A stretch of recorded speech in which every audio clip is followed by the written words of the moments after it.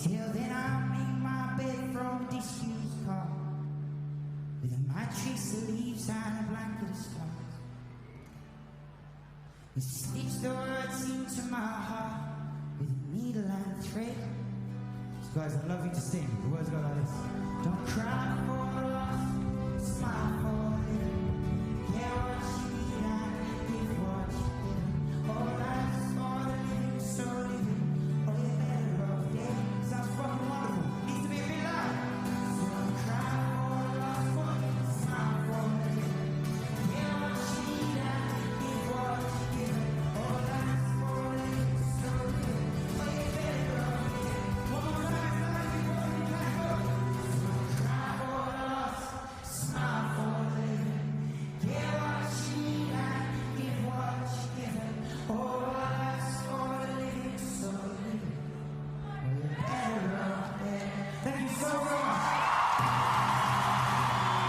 One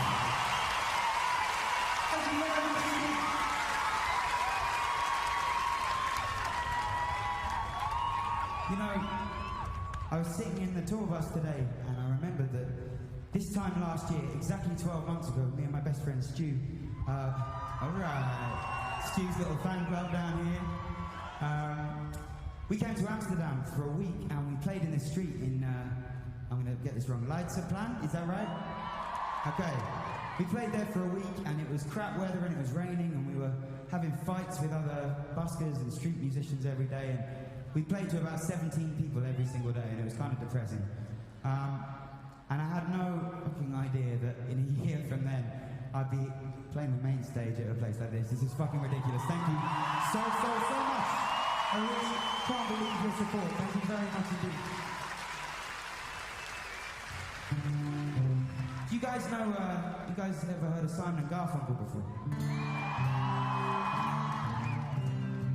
I'd like to play you one of my favourite songs. It's called The Sound of Silence, and as I said, feel free to sing along if you like.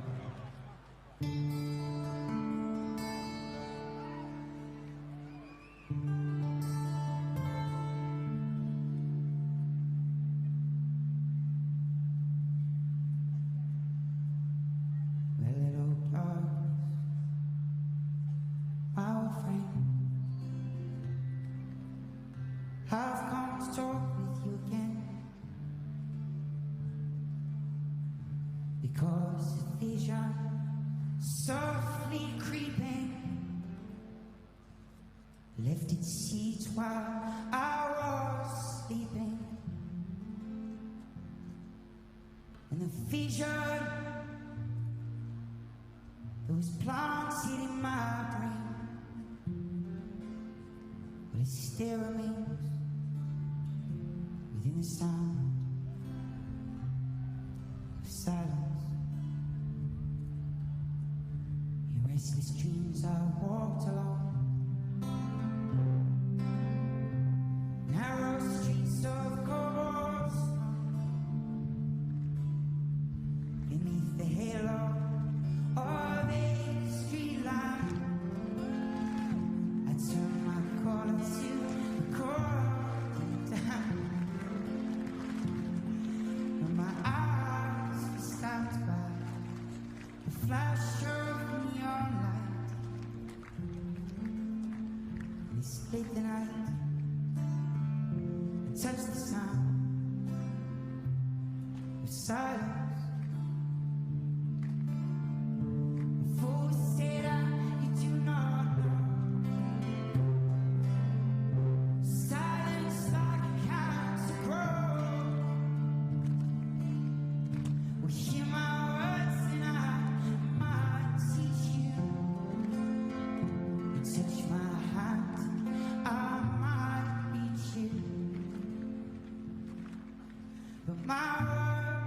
This is the hardest song to clap to, I'm sorry. I'm sorry, I love the effort though. Like silent raindrops, they fell, and echoed in the well of silence.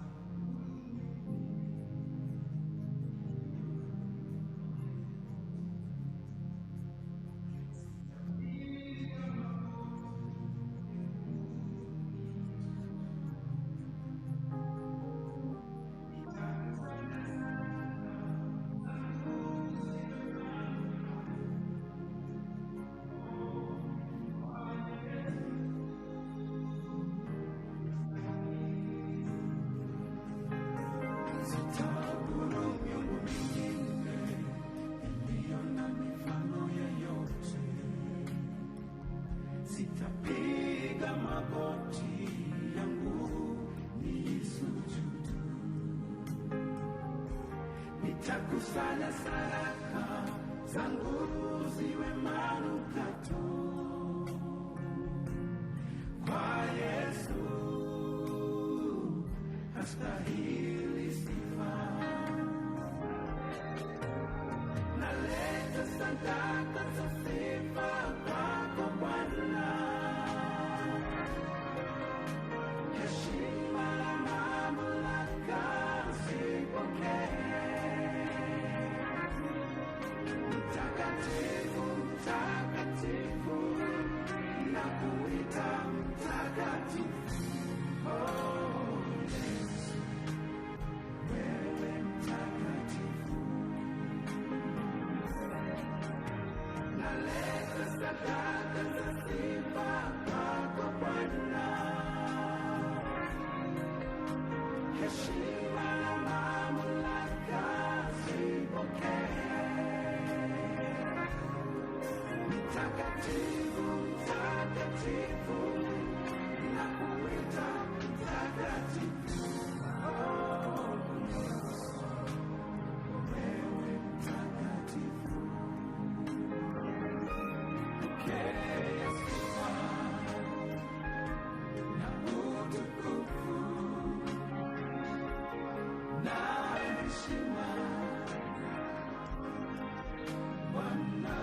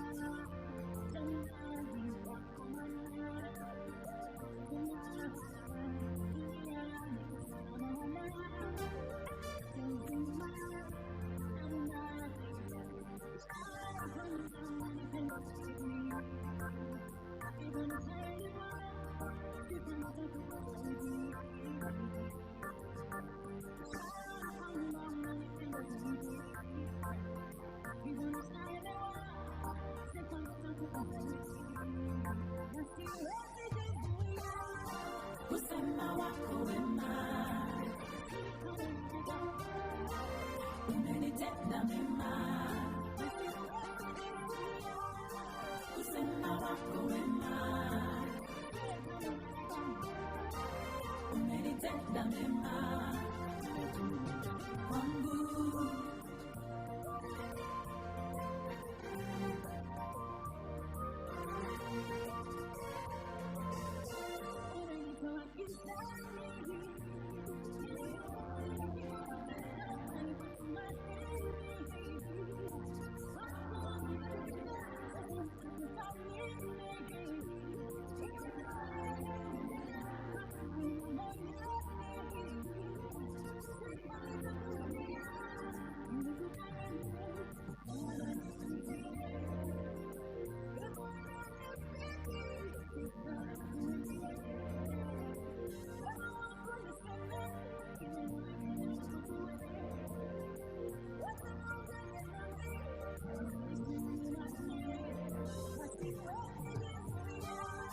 Kusema wako wema,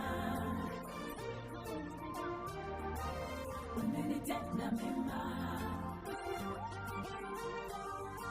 Kusema wako wema, umenitenda mema kwangu.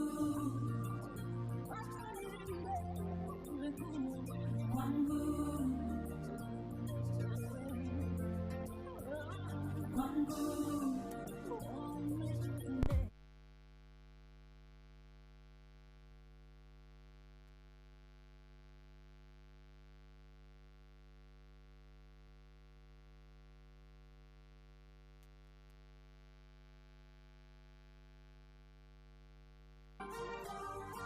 Kusema wako wema,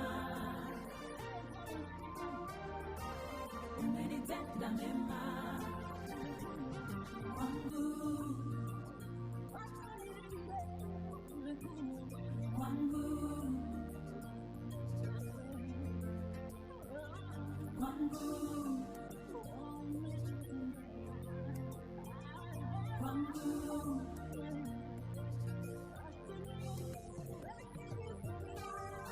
Kusema wako wema, umenitenda mema. Kusema wako wema, umenitenda mema. Kusema sio kama najigamba, umenitenda mema. Siwezi jizuia. Kusema wako wema, sio kama najigamba, umenitenda mema. Siwezi jizuia.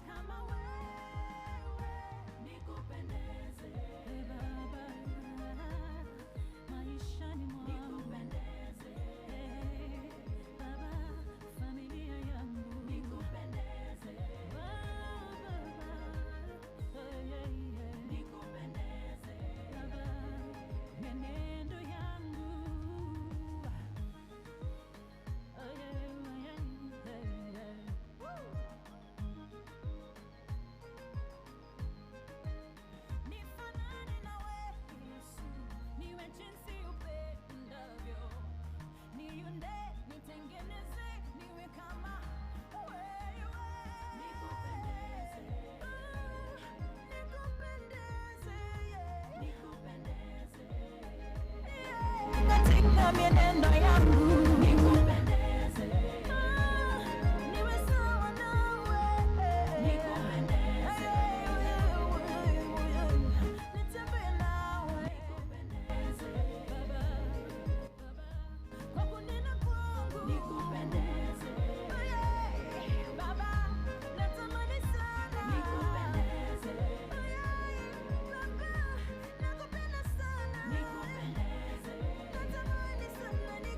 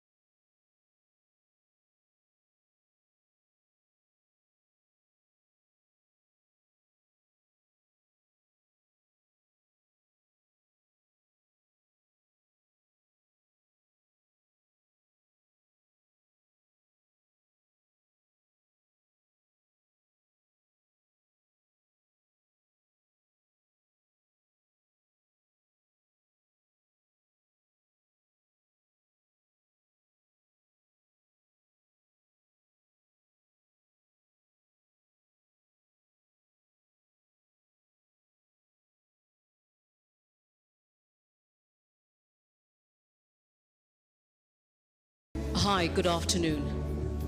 My name is Caroline Mutoko. I am your KYM for this afternoon. The one thing I will not do for you is get you water, okay?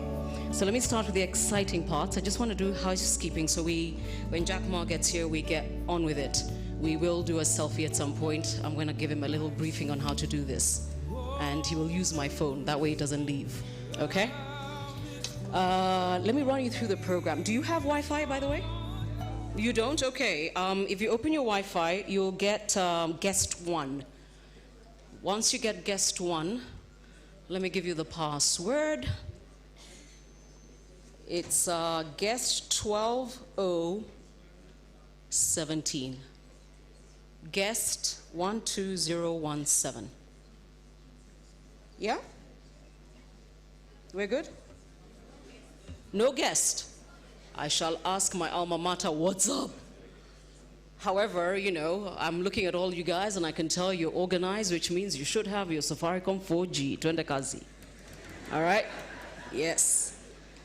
But I will try and make sure that, you know, you get University of Nairobi Wi-Fi. Our hashtag, you can do anything you want so long as you add Jack Ma in Kenya. From here to New York to Azerbaijan, they need to know. Jack Ma is in Kenya. Okay, so what you're going to do is look for UON Wi-Fi. Did you find that? You found that? Okay. Your username, ecosystem, guest 1. And then your password is guest 12017. Okay, so you get a username, guest 1, guest moja, which is actually how we let people in here. Can I come with my girlfriend? No. Guest 1, and then password is guest 12017. We're good? Okay. Let me tell you how we're going to run this afternoon. You're the luckiest people in the world that you're in here. So it's very important for the cameras that you're not moving around and waving. And please put your phones on silent. I expect you to tweet like that person. Who are you? Phones on silent. Let's do it now. Please, please, please. For everybody else who's not here, we are streaming live. We're streaming live on the Star on YouTube, live on Safaricom, live, I do believe, also on UNCTAD. So tell your friends who are not here, don't do nyee, just say, hey, it's live. We're streaming live, and the reason we have a dedicated and amazing internet connection is thanks once again to Safaricom 4G.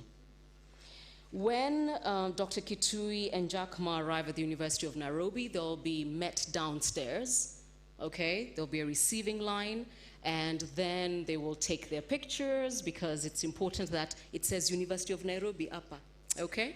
So that's what they'll be doing. After which, the Vice Chancellor will take Jack Ma on a short tour around the campus.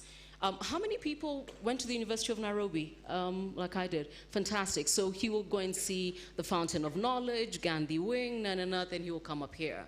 When he finally gets up here, he will take a breather. I'll give him his selfie tutorial, which should take about 3 minutes. By the way, I will not let him go unless he takes a selfie with the room, okay? And while he's literally catching his breath, we will get on with a major program. We will start with the anthem, the national anthem, just one verse, and then we'll have a prayer. We need to start with a word of prayer, and that will be led by the Reverend Hosea Mitei. Then I'll invite the Vice Chancellor to make his remarks. He's our host, Professor Mbithi. He will then invite the CS for ICT, the Honorable Joe Musheru, my CS, who will then invite the Secretary General of UNCTAD, Dr. Mukisa Kitui, who will then invite Jack to do his lecture. So literally, everybody else gets 3 minutes so that we have a lot more time with Jack. Once Jack is done with his lecture, we will go into question and answer. Now, it's very important that I say this. To the members of the press corps in the room, I will then release you to go and set up in your press room, because you know you're getting your own, party with Jack Ma. You do know that. But also, I didn't want you to eat into the time of the rest of the people here who've got questions to answer. My fellow Kenyans, you will behave yourselves. I will point to you, you will get a microphone. You will not say, I have 2 questions and 1 comment. I will hurt you, okay? You will give us your name and you will go straight to your question. Please. It allows us to get more questions in and it allows us to move along well enough. I'm just warning those of you who do not know my relatives in the room. We like to say, yangu ni kusema machache 30 minutes later. I will find you. I will mute your mic. I'm warning you now, okay? I will take as many questions as we can in the time that we have, but please make it good.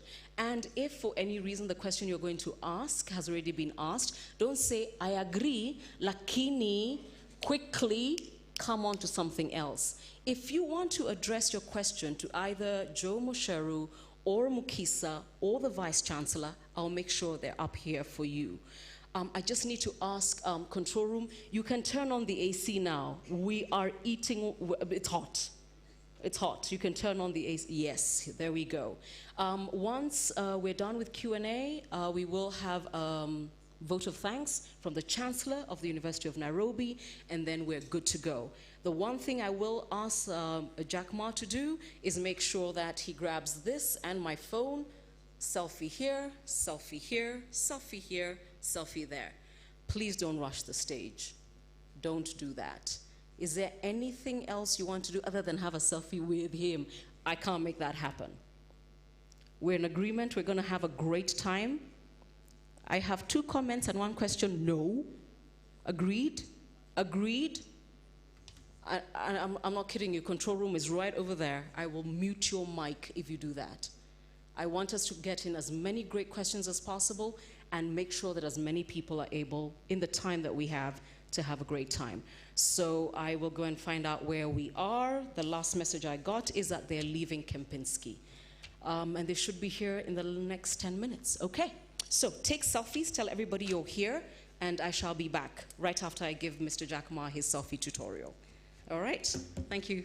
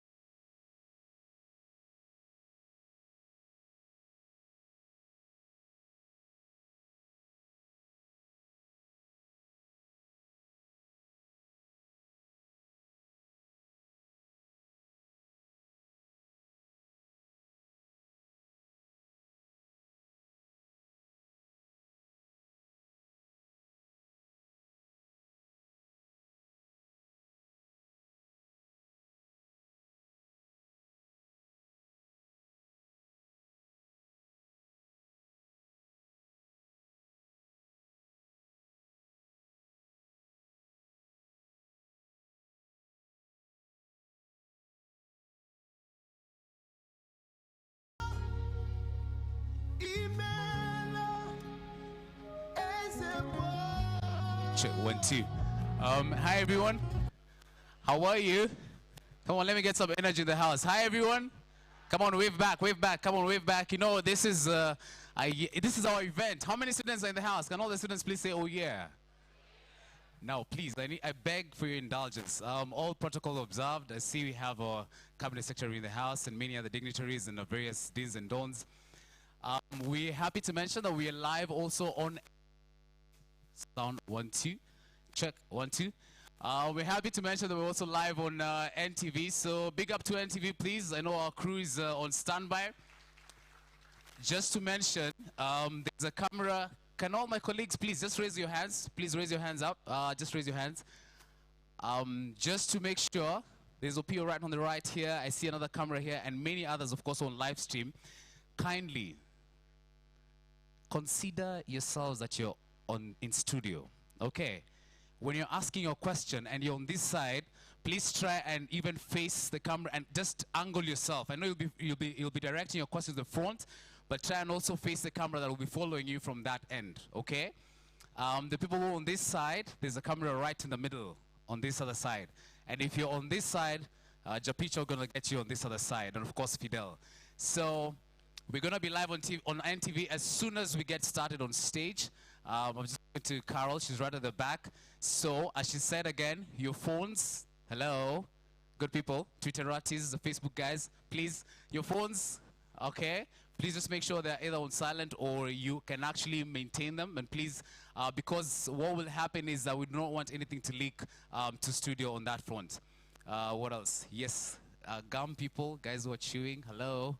Let me see the guys who are chewing. Please, if your neighbor is chewing, man, please tell them, guys, man. You're on telly, you're on telly, you're on telly. All the gum people, please. Then the aisles, can you all please free up the aisles? All right.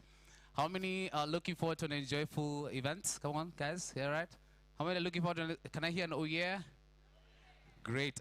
We asked Carol about the hashtag, but I'm told it's Jackma. That's what we are going with. And don't forget to follow at NTV Kenya. Of course, not forgetting this event has been brought to you courtesy of UNCTAD and Radio Africa. So, thank you very much. My name is Laban Clifonserio. I'll just begin the broadcast from here. As soon as you see me standing here, you will know that we're ready to go, and then I'll hand it over to Carol. So, come on, guys. Give a round of applause to the NTV crew. I know they're working too hard right behind the scenes. All right. Enjoy yourselves. Thank you.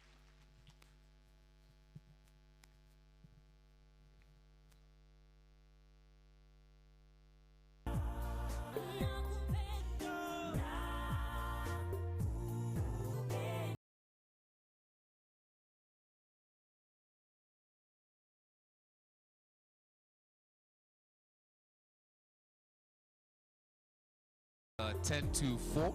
I'm told we're going live in 6 minutes, so I'm kindly asking that if you're the aisles, if you're moving, please move now.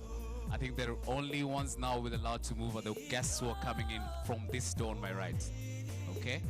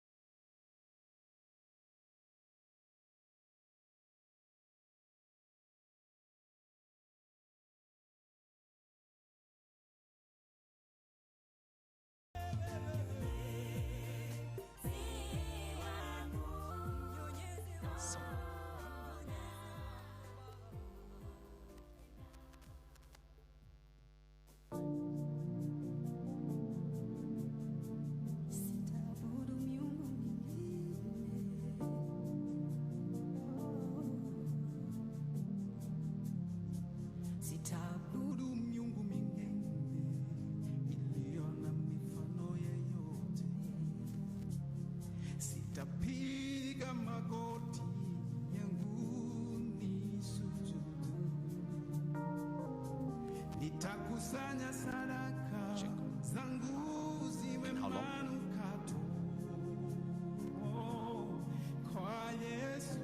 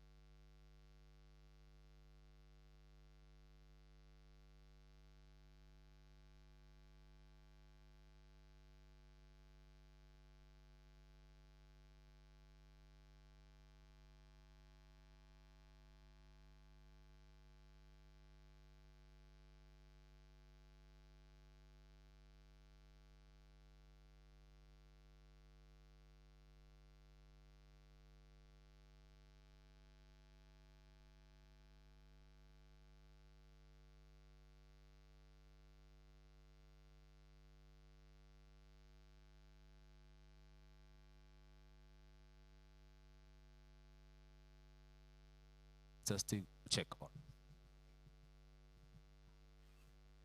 sound. So check 1 2.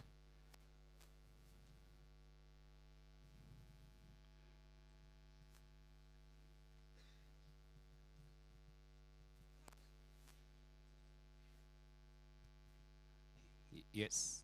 All right, we can hear you. Yep.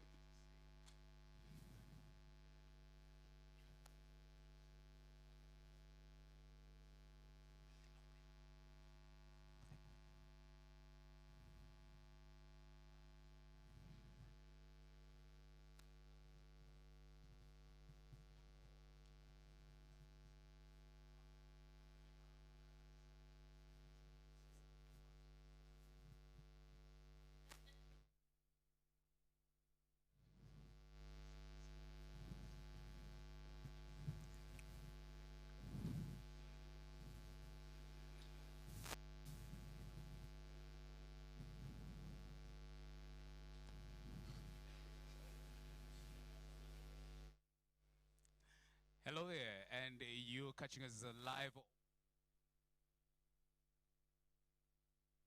Clifford Stereo coming to you live from the Nairobi, where we're gonna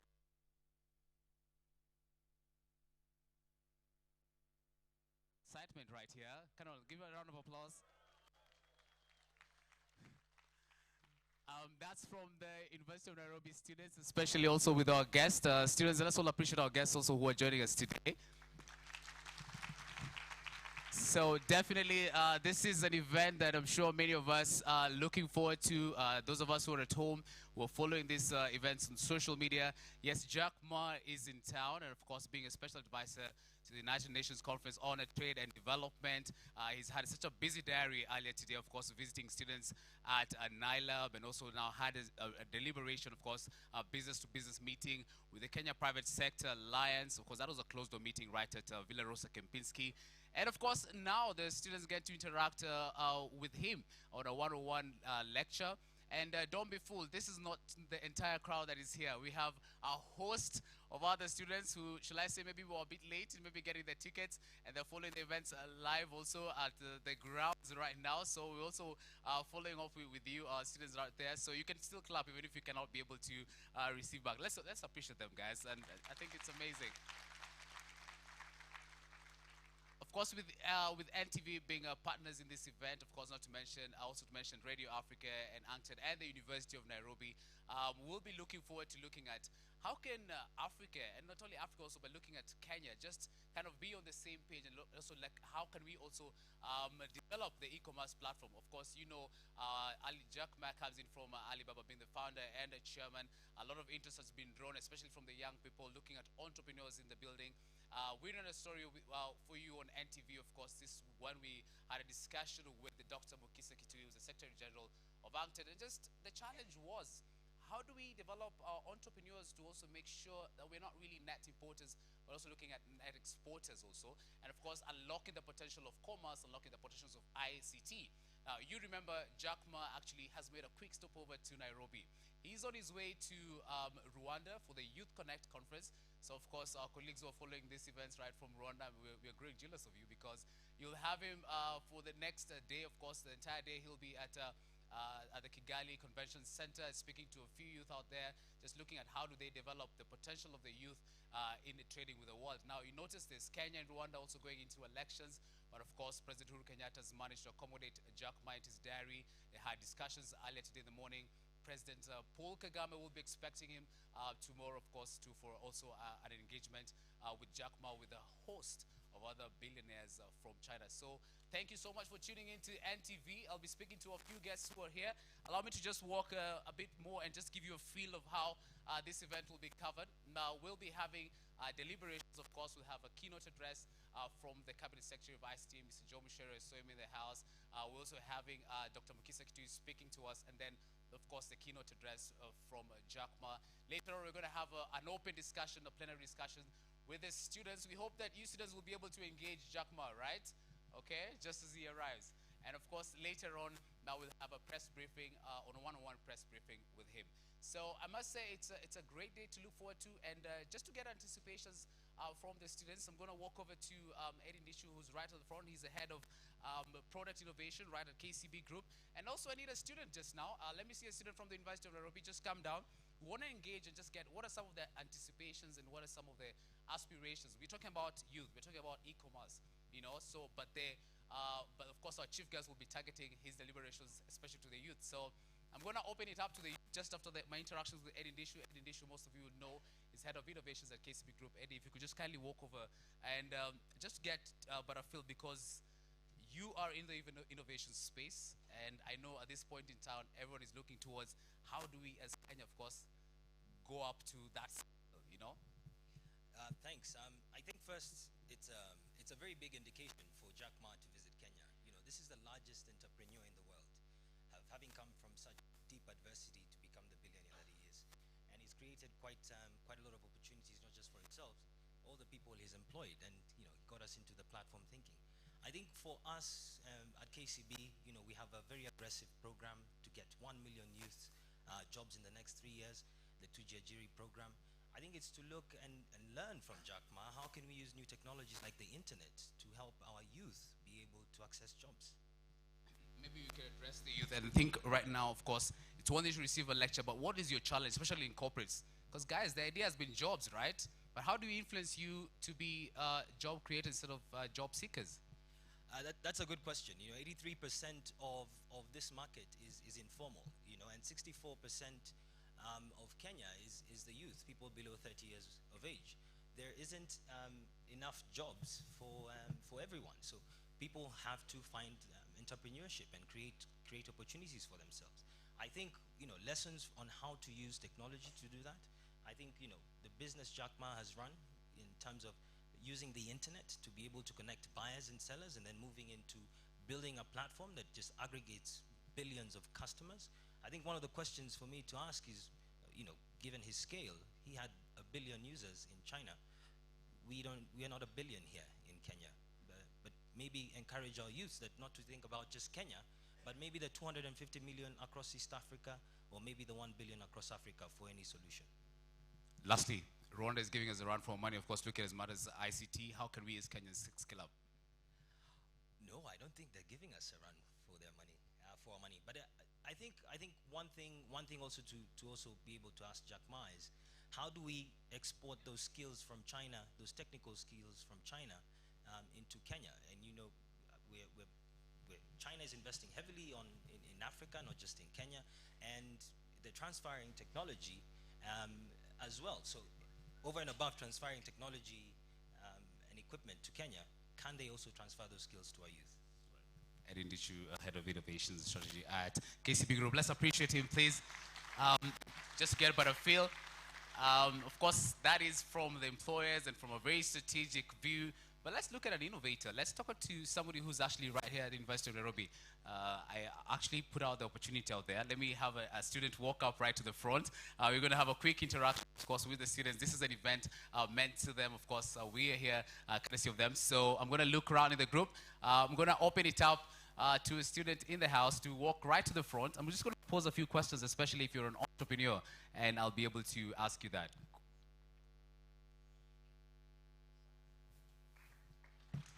Let's give him a round of applause, please, as he walks up to the stage.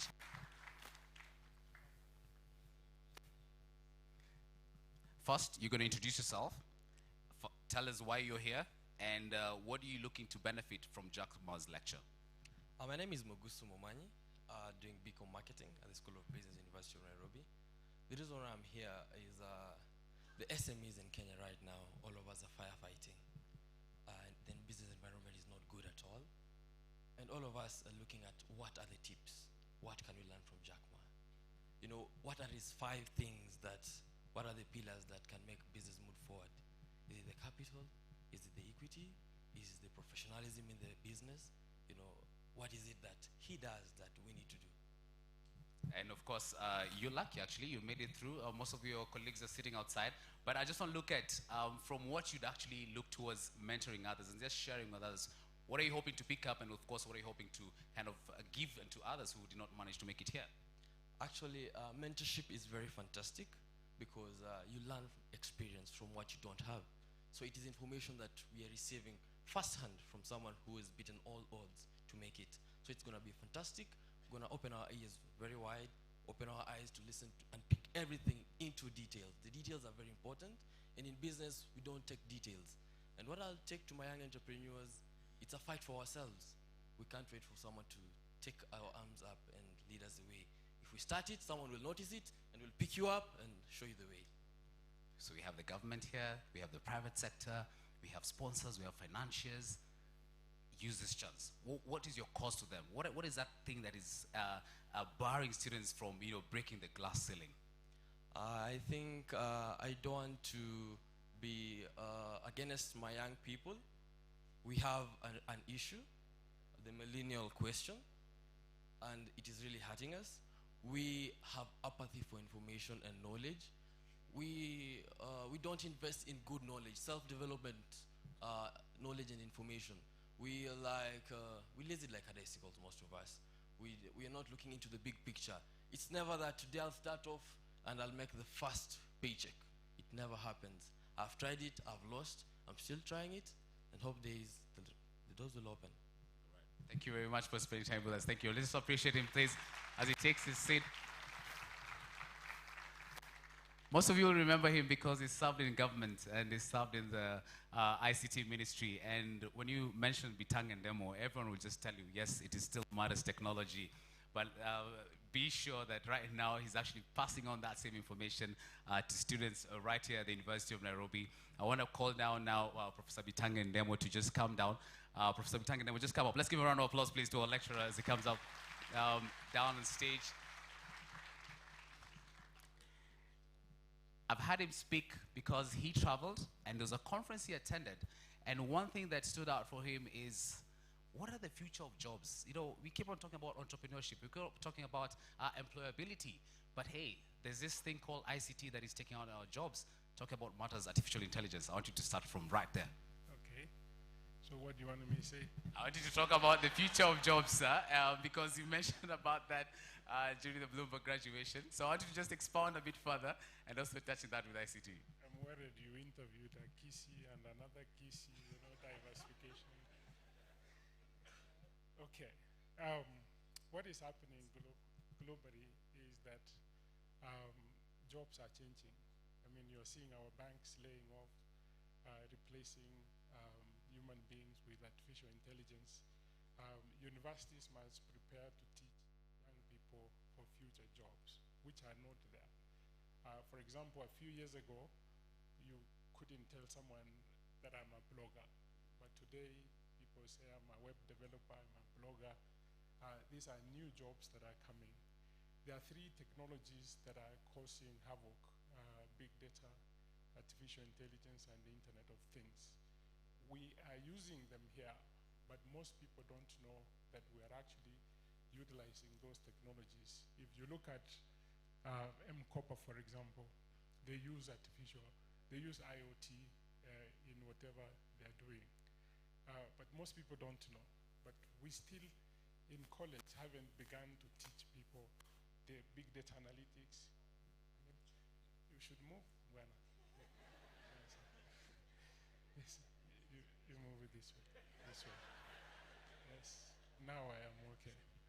Yes, we must begin to train people about future jobs. We deliberated on this issue in Berlin 2 weeks ago, and the conclusion was that nobody actually knows what those future jobs would be. The best is to encourage people to something we call lifelong learning. Even if you finish the degree now, you can do another, or when the jobs change, you can change. Most of these youth would change jobs like 10 times in their lifetime, meaning that the job they begin to do is not the one they will do a few years down the road, because things would have changed. We also looked at the future of work, which another conference that we had. This is also very important for universities to begin to revise their syllabuses and to begin to teach young people from early stage. For example, when we were in Canada, the Prime Minister of Canada said, from next year, every kid in high school will learn code, because coding is going to be very key. Jack Ma is coming to talk about e-commerce. Most people don't know what is happening with that. Everybody must know code, because it's going to enable them to either get businesses or be able to compete effectively. Already, what the disruptions you are seeing, especially in the retail, for example, Twiga Foods has disrupted kiosks, but people don't understand yet. Until you find that even the supermarkets have been disrupted completely, is when you begin to change. I think change begins now. We know what's happening. The discourse around the future of job, the discourse around the future of learning, we must internalize those and begin to work around it.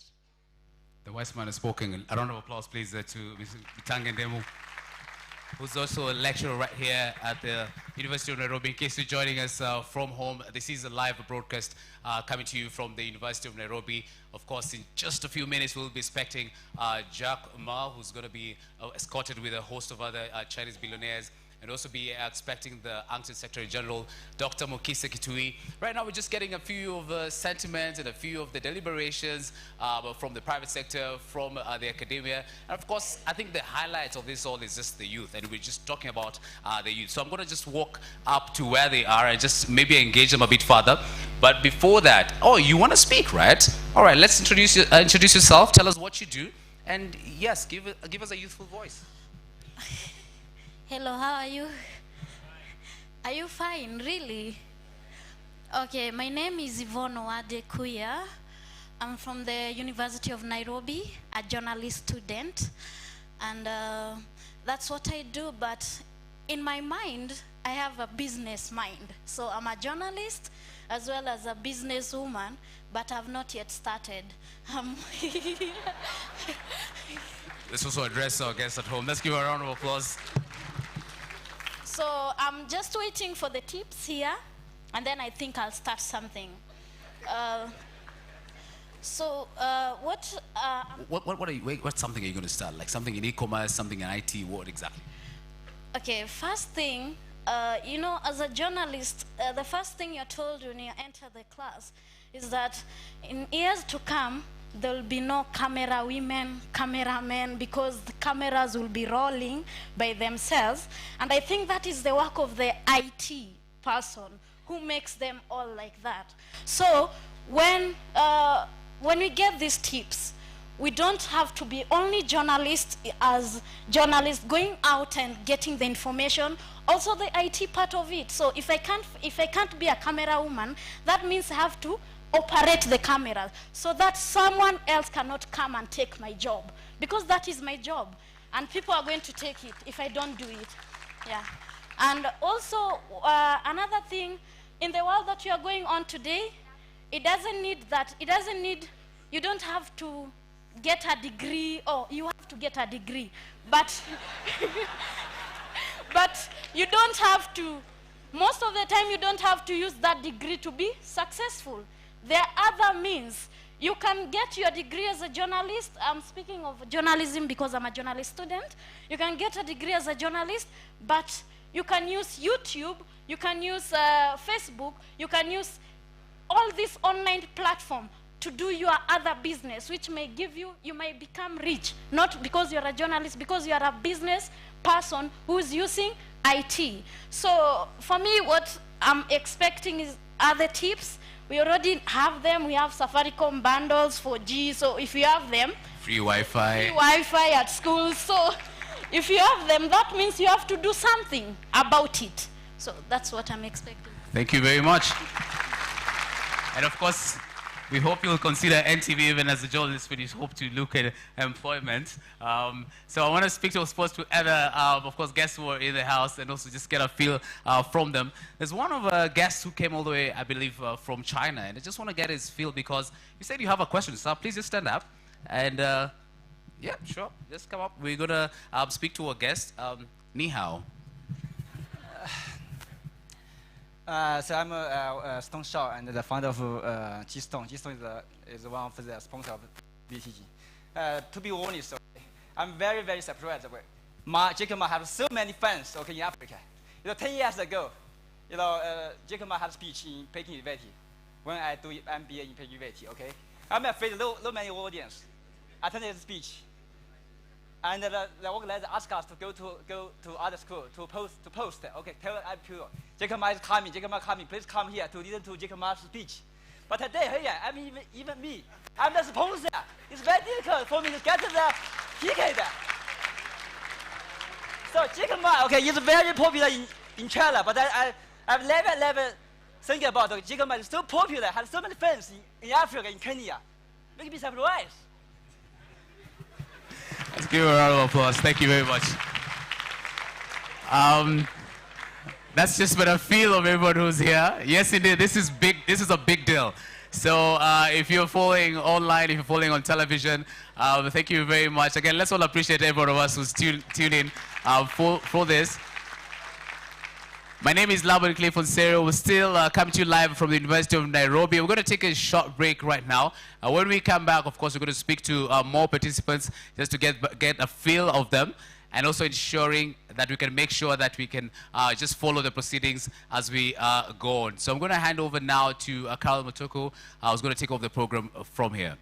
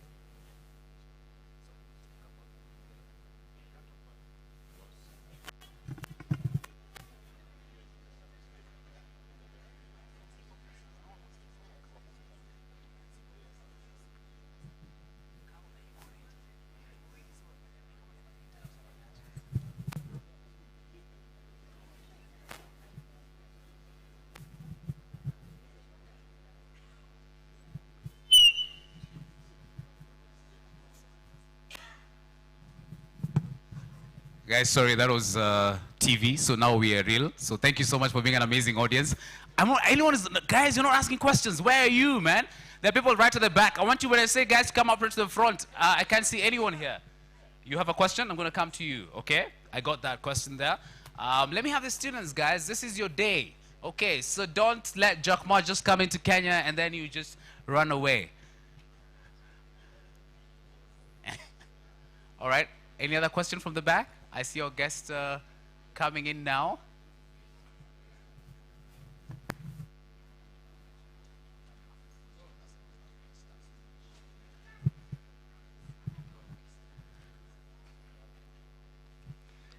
All right, if you're just joining us right now on NTV, my name is Laban Clifford Serio. We are receiving our guests today. We're having Jack Ma together with a host of other colleagues and billionaires from China. I'm advised that we're going to be having a session for question and answer, which is basically an interactive session with the guests right here. But of course, we want to also speak to the students, and as soon as I get my cue to stop, I'm going to do that and hand over the program to the host, that's Caroline from Radio Africa Group, to take over. So I was basically just interacting with a few students, and we had a question. I know there's one that was coming up right from the back. Any student who's just joining us from the back? Come down. Let's give him a round of applause, please, as he comes up. We're having...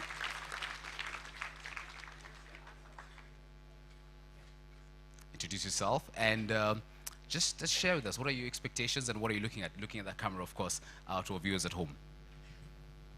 Yes, my name is Harun Mamboleo. I'm a civil engineering student.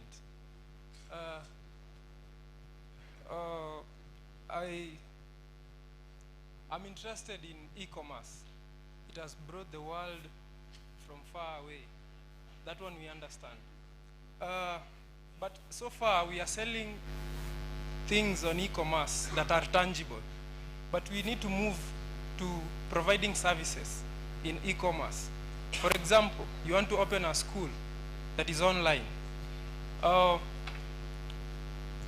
have started a school myself. I've started an engineering school. Yes. Where is your school? Just a bit more detail on that as you face the camera, of course. Yeah, the school is at its initial stages. Yes. Yeah,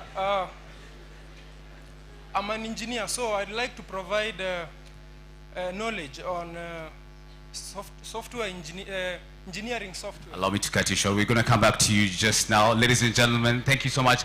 This is just to hand you over to the main program. Let's give him a round of applause. He started a school. These are the entrepreneurs we're talking about, all right? Ladies and gentlemen, if you're just joining us from home, this is, of course, a live coverage courtesy of NTV. My name is Laban Clifford Serio, with a host of other live streamers who are here online on social media, on television.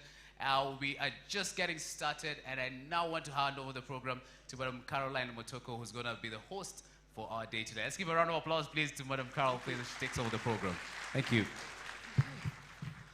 Good afternoon once again, and if you're just joining us, welcome. My name is Caroline Mutoko. I'm your moderator, not necessarily your host for this afternoon. Jack Ma and his entourage have already arrived, getting a drink of water, and on the way. I just want to check once again, does everybody have Wi-Fi? Are we happy? Don't have Wi-Fi? Don't know where it is? Oh, okay, that's all right. I've done this once, I can do it again, purely for you. Look for UON Wi-Fi, okay? You'll need a username. You are guest1, all right? Your password is guest12017, all right? Found it? Our hashtag is Jack Ma in Kenya. He's in good spirits, by the way. He's in awesome spirits. So once he comes in, we'll kick off with the national anthem. I will expect you all to be upstanding for that. And then we'll have a word of prayer from Reverend Hosea Mitei, and then I will invite our host, the Vice Chancellor. He'll invite the Cabinet Secretary for ICT, Joe Musheru, who'll then invite Dr. Mukisa Kitui, our most amazing export to date as Kenyans. No, you know us. We have athletes and coffee and tea, and now we export Secretary Generals. and then Mr. Jack Ma will take over the program, after which we'll go into Q&A, and wow, there's a lot of you here. Okay, so everybody good? Actually, once Mr. Musheru takes over, I'll be the last pretty person you'll see on this stage. We'll keep that between us, okay? So if you'll give me exactly a minute, I'll hide myself over there and we'll get started. Take all the selfies you can now, because as Laban said, if you can try not to move around while everything is going on, it will help him. Oh, can we have our phones on silent? I'd hate anything to ring. I really would. Thank you ever so much, and thank you for coming once again.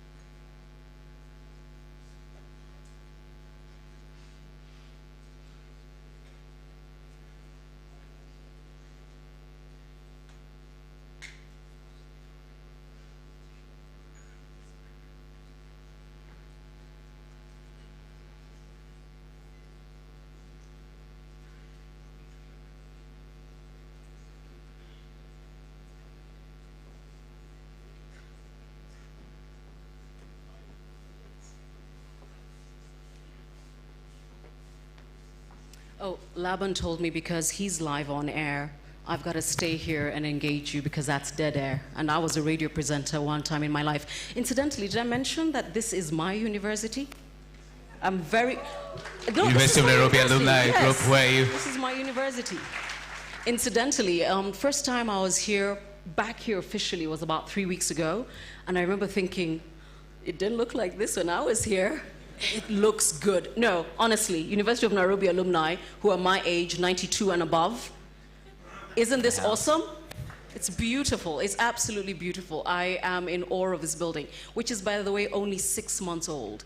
They moved into it in March. So, Laban, why are you excited about this? You're the only person who hasn't said, Cousin Jack Ma. Ladies and gentlemen, my job here is I'm a storyteller. We're just 3 weeks shy to the general elections, and I know the sentiments around the investor community is always a wait and see.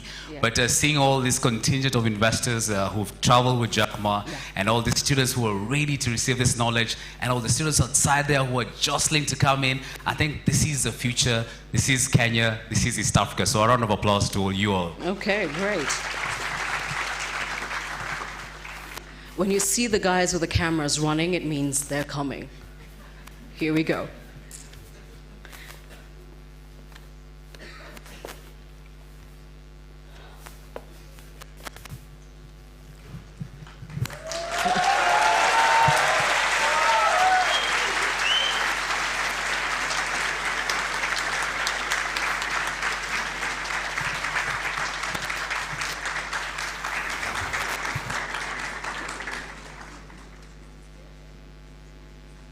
I'll wait until everybody's seated.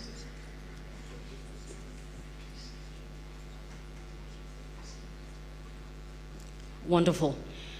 Let's begin the right way. Let's be upstanding for the national anthem.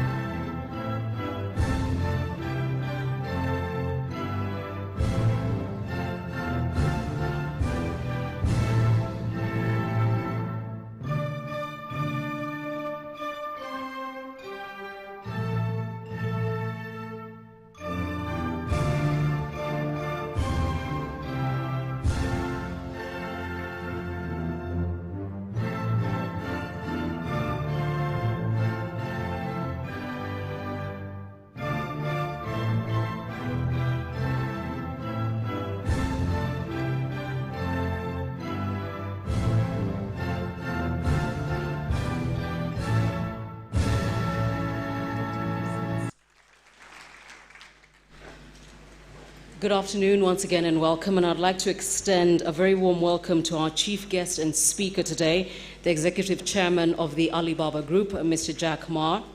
I'd also like to welcome to her own amazing university, the Chancellor of the University of Nairobi, Dr. Ratansi.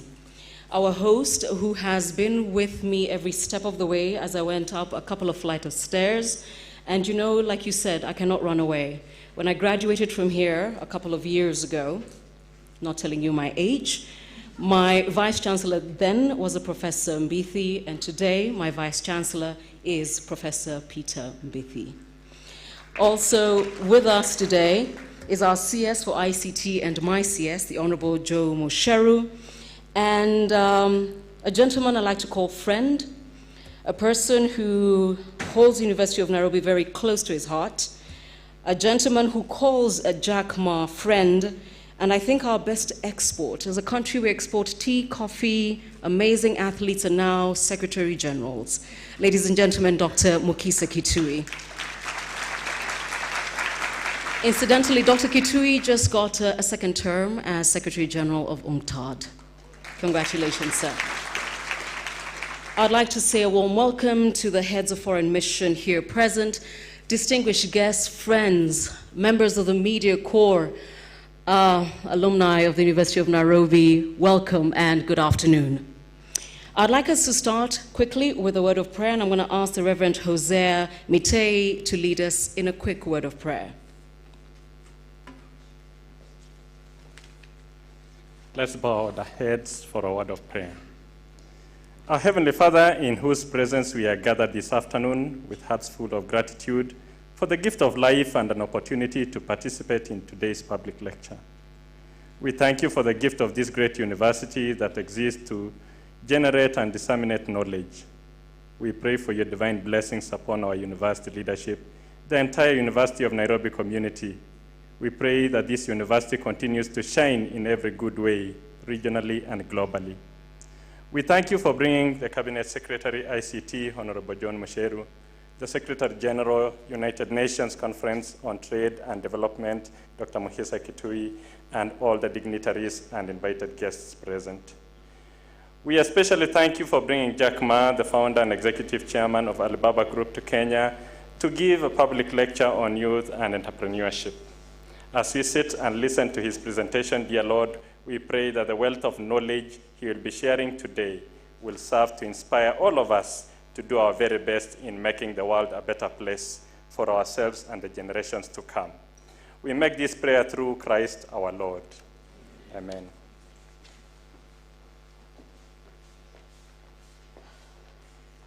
Ladies and gentlemen, our chief guest, allow me to hand over this program now to the university, which means, sadly, it's the last time you're going to see this pretty face. I'm actually the prettiest person you're going to see for a while, okay? I'm going to ask our host, the Vice Chancellor of the University of Nairobi, Professor Peter Mbithi, to make his welcome remarks.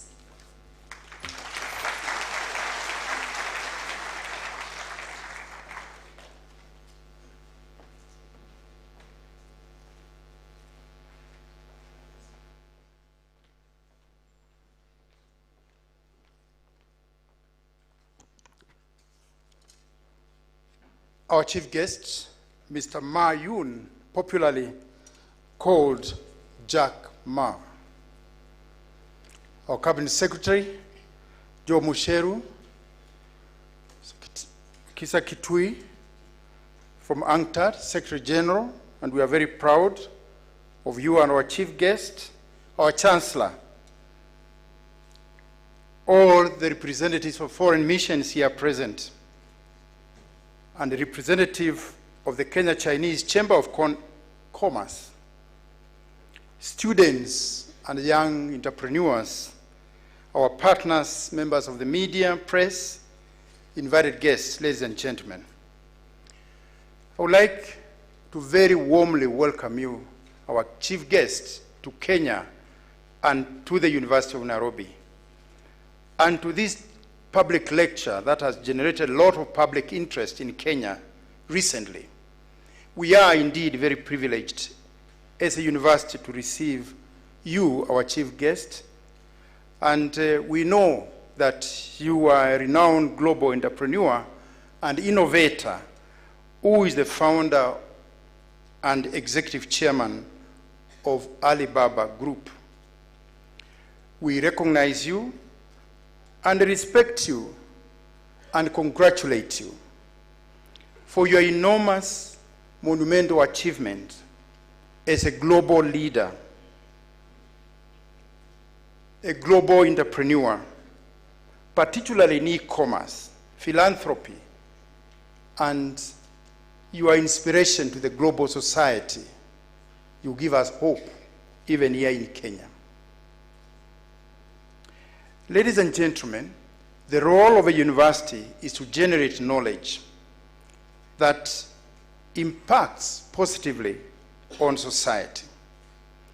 We do this through research, either singularly or in partnership with industry and private sector. We are proud to have many of private sector and entrepreneurs here this evening. University of Nairobi is the most prestigious university in East and Central Africa. And indeed, we are proud. And we recognize our concentration of talent that now meets with industry and with government. This is indeed, therefore, a historical event. It is also a game changer because of the positive influence that this public lecture will have on the no more than 85,000 young talents that we are nurturing in this university. This university has produced great minds, great individuals, some of whom are sitting beside you, our chief guest. And we are proud of them. Our students continue to exhibit immense potential, and they are very, very enthusiastic to be the next Jack Ma's of the future in this country and beyond. They can only realize such dreams through hard work and by our collective support in the form of mentorship and creating an enabling environment where great ideas are cross-fertilized, incubated, and commercialized. The University of Nairobi has identified and assumed the important role of being a catalyst and facilitator of change through research, innovation, entrepreneurship in Kenya, East and Central Africa region. In 2015, the university initiated the annual forum dubbed Nairobi Innovation Week, where innovators, entrepreneurs, and researchers come together to showcase their inventions and innovations. It has now become a global event where over 200 exhibitors converge to showcase their innovations and also share information on best entrepreneurial skills and business practices. It is against this background that the University of Nairobi has embarked on a journey to create a $6 million Center of Excellence in Innovation, dubbed the Nairobi Innovation Center, that will help create, mentor, and commercialize new ideas coming from innovation and the entrepreneurial pipeline of the Nairobi Innovation Week. I invite you, our chief guest, to associate yourself with the Nairobi Innovation Center to make it a game changer for the next generation of business leaders. As I conclude, our chief guest, your visit to Africa is indeed a significant landmark for African youth. The University of Nairobi is indeed proud to be at the center of this historic moment and is looking forward to establishing a vibrant relationship with the Alibaba Group. We hope that you will come back to the university and to our dear country, and that you will find next time the future billionaires that will be created from your inspiration this evening.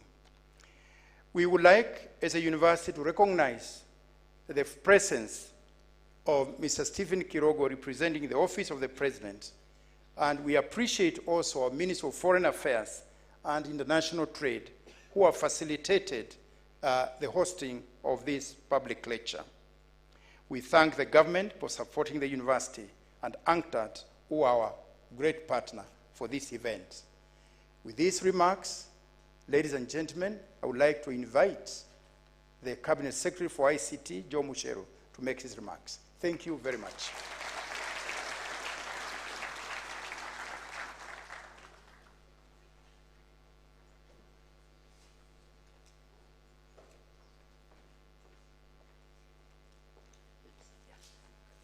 Thank you very much, VC.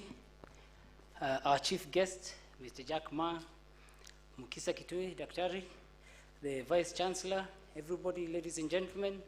I've been told to be brief. Carol, where is Carol? First thing she told me is be very brief. That was my intention, to be extremely brief, because today it's Jack's day. It's his first day in Africa and his first time in Kenya. We met earlier this morning with the president, and while we were waiting to meet the president, he told me a few things. They deliver in China 34 million parcels a day. 34 million. That's, I think, the full adult population of our country. They do that in a day. Jack, we are currently going through an election. You may not have seen it. We're just over 2 weeks away from a general election in the country. In many cases, people have been saying we're very tense. Actually, thank you for visiting our country. Thank you for taking time, even during a time when people think that the country is not moving forward. We are moving forward. We've been building a lot of infrastructure so as to make sure e-commerce and many other services can be working in the country. But one other thing you told me is that Alibaba is actually not an e-commerce company. I'm sure you're going to explain a bit more what you meant as to why it's not an e-commerce company. You also talked about why data is really the most important thing in terms of moving forward. These are some of the things I have learned already, just spending a few minutes with you earlier when we were meeting the president, who was extremely grateful and welcomed you to our country. And I thank you. You promised that you'll come back. I hope you can confirm that to everybody here. So let me not take a long time. Daktari, thank you for bringing Jack, making him one of your ambassadors so that he can be able to come and visit Africa. You're going next to Rwanda from here, but remind him that Smart Africa involves the whole of Africa. We're creating a single digital market where we can reach over 1 billion people through any of the countries that are in Africa. And as Kenya, we're building a very significant infrastructure. We have some of the best talent, young people with great ideas, some of whom you've already met, and we hope we can work together in building, a great Africa. Tell us more on what we can actually do to take advantage of the internet as you speak. So let me welcome Dr. Mukisa Kitui to come and actually tell us just a bit more about Jack before he comes and gives his lecture, which is what everybody is waiting for. So asanteni sana. Thank you.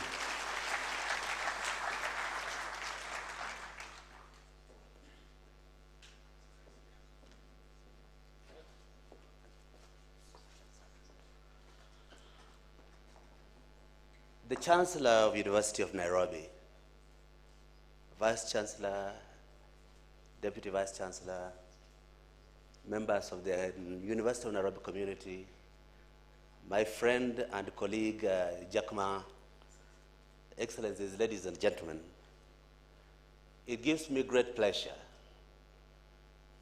to realize this day. When we were planning a trip to Africa with Jack Ma, each of us had a different influence on the timing.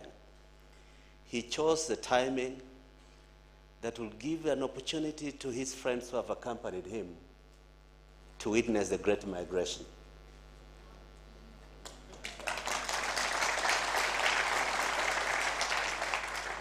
And I chose the timing, coming so close to an election in Kenya, to use the institution that recruits the largest number of the cleverest boys and girls in this country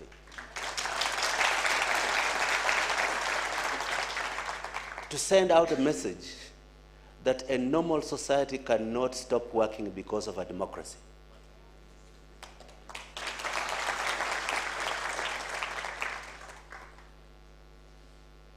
Over a period of 2-3 years, I've been attending the last week of every January the Davos World Economic Forum for Global Leaders. And one of the most popular speakers in this series has consistently been Jack Ma. Two things were coming through him that I thought I needed to deliver to an African audience. One, the critical importance of resilience, the ability to reject failure. And two, the ability to learn that if you keep your eyes on the rearview mirror, you are either in reverse gear or you are about to have an accident. I was proud when in a discussions which culminated in Jack Ma accepting the offer to become a special global envoy of UNCTAD for youth and small business. He put in conditions that I would have put in myself. One, that would give him an opportunity to use this position. I pay him $1 a year. That's the total salary I pay him as an Assistant Secretary General in UNCTAD. But to use that platform to talk to the potential and possibilities for young persons. And two, to find a way of bringing to the political conversation the critical importance of looking at where the world is going to define the confluence of policy on research, on education, and on enterprise. This, his first trip to Africa, is the highest point of our year in our partnership. On our way here, we had agreed that there is a message that needs to be sent to particularly the university communities. Globally, history has been very kind to universities. It creates the impression that universities nurture innovation. But if you look at the most successful innovators of the past 50 years, you'll find that many of them left universities in order to grow their innovativeness. That the desire to discipline you into small windows of specialization stifles the free spirit that is necessary in certain innovations. And we want to talk to the need that the universities of the 21st century embrace the responsibility of nurturing talent, but not restraining it by the desire to categorize it so that it can nurture the next generation. Now, I'm almost taking over somebody else's public lecture. Just 2-3 things I wanted to mention. This morning, in the presence of the President of Kenya, I made a request to Jack Ma, which had grown in me when I was visiting his headquarters in Hangzhou earlier this year. I was at his premises with the Prime Minister of Malaysia. And the Prime Minister of Malaysia was asking Alibaba that you have built such capacity. Many entrepreneurs will just like to say, can we find a way of making money out of the business of Alibaba? But what we want in Malaysia is assistance for us to build a platform for Malaysian products to reach the world. After the meeting he had with the Prime Minister of Malaysia, Jack discussed this a bit with me. And I told myself, I'm not going to ask for that here. In the presence of the President of Kenya this morning, I said, Jack, you are in my home country. Can we make what is necessary to make this the third point at which a local platform is built for outward trade?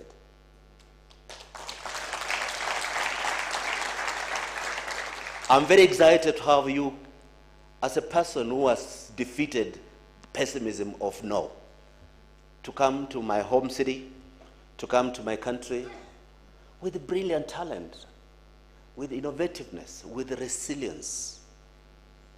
But they just need that extra encouragement, that the entrepreneurs you have brought from China to appreciate that there are people here we can do business with in a straight way.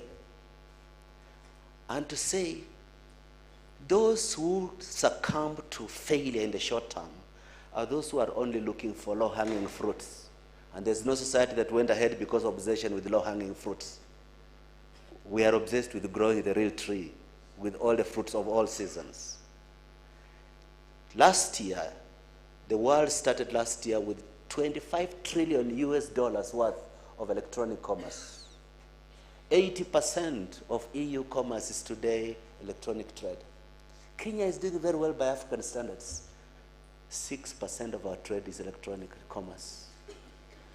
You, the young men and women, are going to live through a time where whatever else you do, if you have no electronic visibility, you are not accessible to the market. I want to encourage my friend Jack Ma to give you a few senses of the direction we have to go, what it takes, what it has taken, and what the future is looking like. But before I invite you, Jack, everywhere you go, this praise of Kenya as the home of M-Pesa. I think what would have been more appropriate is to say a young university student in Kenya is the one who invented M-Pesa. Very many times people get confused, they think it's a product of Vodafone. And the DNA that produced that young student has produced a lot of others. An example of such is a young man in this audience. Richard, can you just come and give a few remarks about your innovation as a statement of what is possible in this society?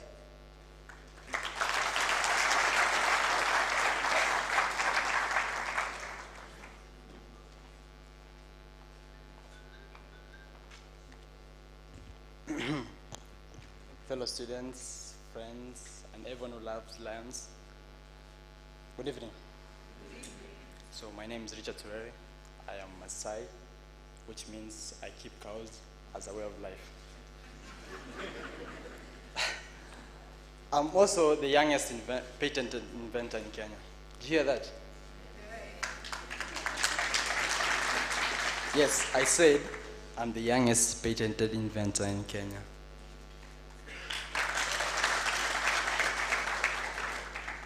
A few years ago, I came up with this system of lights called Lion Lights.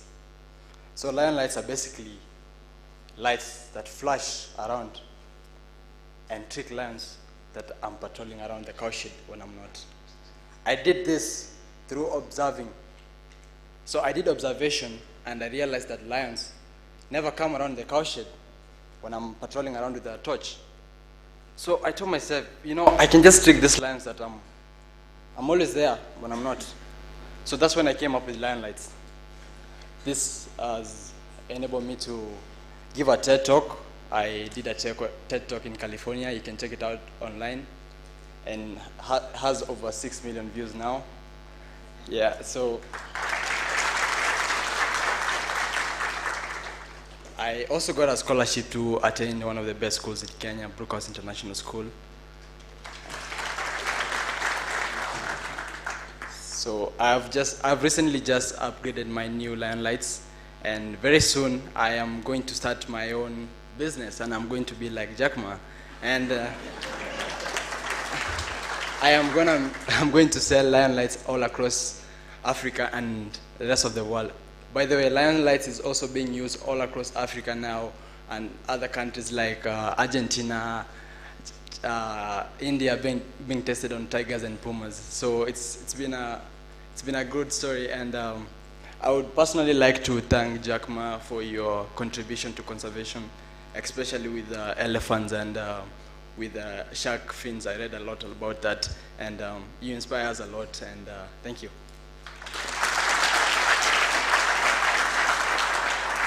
Thank you very much.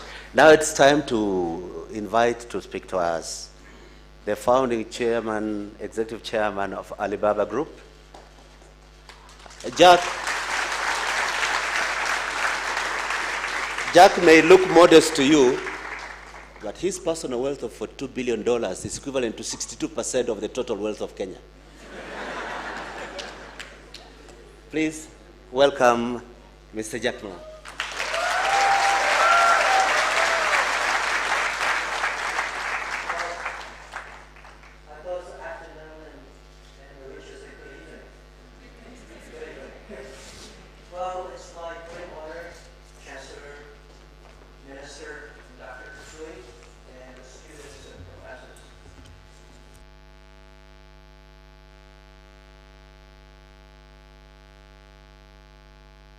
And this is my first day. And this day inspired me a lot. And I had high expectation before I came to Africa. But even that, the result for a whole day today is better than I expected. And especially when I'm a very lucky person. In the past 18 years, in my apartment, I talked to 18 young people like me that we want to build up a company using internet to help doing business easier, to using internet to support every small business, support every young people, every woman, that if they have a dream, if they have some ideas, we will enable them to make their dream true and sell things, sell their products all over the world. That was year 1999 in my apartment. Well, very few people believe that, but we made it happen in only 18 years. I'm a very, very lucky person. And people say, have you ever learned business before? Have you done business before? Have you learned like MBAs? No, I have never learned any knowledge about how to do business. I never got even one day of training of computer. I still even to today, I don't know how computer works. A lot of people challenge me, how can you run such a big e-commerce company without knowing anything about the knowledge, without anything about the financing and marketing? And I say, this is because I know people. I know what people want. I know what people don't want. And this is critical. Where I learned that, I learned my experience of working with people when I was a student in the university. I was not a good student. That's why I really don't like a lot of good students. I'm always like among the 10 or 15, never we got the number 1, number 2 in my class from primary school to university. I failed 3 times for the universities. And finally, I got into the university. I still tell myself I should spend more time. Not try to be the number 1, but try to be the number 1 person that can help and work with people. I was elected as the chairman of the Students' Union of my university, and later become the Students' Union, chairman of the Students' Union of whole our city. Our city has over 100,000 students, and I was the chairman of that university, of that union. My job is to work with the people, listen to the students, do what I can do. This I learned how to work with people, because at that time we don't have any money. All right? The only thing you want to win the respect is by supporting other people. And when I graduated, I learned a lot from my job, my first job. I was trained to be a high school teacher. And because I was supposed to be one of the best students in the school, so I was assigned to teach in university for 6 years. And I know one of the secrets of being a good teacher is always to finish class 5 minutes earlier. No matter how wonderful you teach, if you have 5 more minutes teaching, students don't like you. If you finish earlier, efficient, and teach the students and share with the students how to learn instead of putting all the knowledge in their mind, writing all the things on blackboard, you will never be popular. I was selected as one of the best teachers in the university. But one thing I learned from teachers, later become a CEO, is that a good teacher always expects his students to do better than him. The teacher wants his students be good. I want this student be a banker, that be a mayor, that be a scientist. You don't want your students, this one bankrupted, that one in jail. You always expect your students to be better. This is what I learned when I become an entrepreneur. I always want to hire the good people who are smarter than I am, and always making sure that they are better than I am. They always hope that they're better than expected. And if you want them better, training them, disciplining them, supporting them. So I learned a lot. The thing I learned most is being a teacher. So I call myself CEO's Chief Education Officer of the company. So in my life, I'm telling people my age. I'm 53. In my past years, I'm always a good student. Keep on learning. You don't have to be the best, but you have to know who is better than you are and work with him. And always be a good teacher. A good teacher is share the knowledge and expect the other people better than you are. So these are the two qualities that I learned and to be a CEO. So go back to this campus is always what I want. I remember 1994, the day when I decided to leave this college, go to do a business. My president said, why you want to go do something that called internet? There's no internet in China at that time. And why you want to? Because I said, President, I've been elected as the best teachers for university for 3 years. Everything I told my students are the things I learned from books. So if I go and build up something and then go back, I can be a better teacher. This is my original thinking. I never thought I would be rich. I asked my wife when I started my business, I say, do you want your husband to be a rich person or to be a person that be respected? She said, you will never be rich.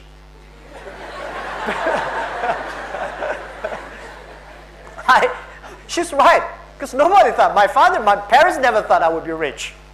Because I don't have a gene of being rich. So even to today, because it's true, my schoolmates, my classmates, my teachers, my parents, nobody thought I would be rich. This guy been failed for so many times. How can you be rich? I never thought I would be rich. Even to today, people say, Jack, you are one of the richest people in China, in the world. I think this is not my money. I think, to me, just to think I'm living in a dream. When you have a 1 million, that's your money. When you have a 20 million, that's the problem. You have to think about the valuation. Where should I put the money? Invest in real estate or buy stocks or invest in VC. Most of them were gone. When you have more than $1 billion, that's the money belong to the society. And people in the society trust that you can spend the money better than government. So they give you the money and do better. So I thought, I have the responsibility to spend the money better, more efficient. This is what I did. So my wife said, be a person that can be respected, not be a person that be rich. And this is all I want to do. And I'm sharing a lot of ideas with young people. How can you be successful? And how not to fail. And the third, how can be respected. I'm not that person respect. A lot of people in China don't like me because they say I destroy their business. I never destroy anybody's business. Normally people destroy themselves. If you want to be successful, you should have a high EQ. You know, IQ, EQ, and there's another called LQ, the Q of love. If you want to be successful, you must have a high EQ because a person with a high EQ knows how to work with the people, how to understand the people, how to support the people. And if you do not want to fail, normally a lot of people get rich quickly and losing money quickly because they don't have IQ. IQ is intellectual knowledge. You learn. When you have a good knowledge, you know where the knowledge, you will always pursue knowledge to protect your business, protect your people. And when you have high IQ, but the world is very fair. Most people have high EQ, normally have a low IQ. They don't want to learn because they're smart. They're street smart. They don't want to be academic right. But a lot of people very academic, high IQ, but they have a terrible EQ. We have seen a lot of in the university, any university in the world, right? The top one students normally have high IQ but terrible EQ. But they never feel they got disappointed. But even if you have a high EQ and IQ, you made a lot of money, you made a fortune, or you be successful, you become a government person or whatever. But you may not be respected because you don't have a high LQ. The LQ is care for others. Love the others. Respect the future. Respect the young people. So these are 3 Qs that I think we need to have. So when you're a student, spend more time taking care of the other people. Join the activities that helping people and spend time on learning. I think this is very, very critical. And I would say that people like me, I'm from nobody. My father was pretty poor. My father and mother, the pay when I was young, their pay put together is $6 a month. No more than, the best time is $8. They have to feed 4 people. My grandfather, no job, me, my brother, and my sister. It was tough. And even if I failed so many times, but one thing I want to share with you is that failure does never stop me and trained me. A lot of people failure and then they complain, oh my God, nobody helped me. I don't have this. Why those people don't help me? Why cannot borrow money from the banks? Why I'm not born in a Bill Gates family? People have a lot of stupid complaints. I have these stupid complaints. All the complaints today young people have, I have them. I had them. I complain Bill Gates, I complain Microsoft, Oracle, all these companies taking all of our jobs because we don't have chance. And later I found complaint does not work. I learned from mistake why people should help you. Who are you? Why people should help you? Nobody help you, that is very common. People help you, that is uncommon. Those people give you the help. Think about, this is the trust. This is how you did well in your EQ. Because you care for people. Because you have something good, then people start to help you. I was rejected for so many times, as I said this morning. Over 30 jobs applied for, rejected. I applied for a KFC. 24 people, classmates went there together. 23 accepted. I was rejected. 5 people went for police, for a job in police. 4 people accepted. I was failed. And my cousin and I waited for a 2 hours long queue to be the waiter of the 4-star hotel in my city. In a very, very hot day. My cousin's score was much lower than mine. He was accepted, and I was rejected. So, is it fun? No, not fun at all. It's very painful. But I get used to it. Everybody, remember, you have to get used to failure. If you cannot get used to failure, just like a boxing, if you cannot get used to being hit, how can you win? So I get used to that. And today, I'm sharing experience with a lot of entrepreneurs. I've got a Hupan University training entrepreneurs. The thing we teach the entrepreneurs are different from Harvard MBA. The MBA teach everybody successful stories. When you read too many successful stories, people got it crazy. They think I can be successful. When you share a lot of failure stories, you learn. So when I start Alibaba, I give failure stories, cases to every of my colleagues. Let them read it. Let them we discuss. No matter how smart you are in your business, in your way, you will make the same mistake again and again. The way we share the failure story, not want you to avoid mistakes, is teach you how to face the mistakes when you're in trouble. So as young people, in our life, there is always opportunity. There is always chance. There is always a failure. The thing is how you survive from failures. When you're rejected, how you survive from that. This is how I learned. Even to today, people say, Jack, you are probably one of the most influential people. Anything you want to do, you can do it. No. A lot of things I cannot do. A lot of things. I failed. And I worry much more than I was 19 1995 or worry much more when 1999 when I built up my company. Because at that time, I only take care for 18 people. Today, we have in our company 56,000 people. And today, in our company, when we start to do business, I tell you this, the interesting story. People say, how can I do e-commerce? Because 1999, year 2001, nobody believed that they can buy and sell things online. Nobody trusted. You don't have money, you don't have a credit rating system, you don't have a payment, you don't have logistics, you don't have internet. The internet speed was so slow. But look at Kenya. When I arrived yesterday, the speed, oh my God, I have never seen such a luxury speed. Much better than America. But I bet a lot of people still complain the speed. Right?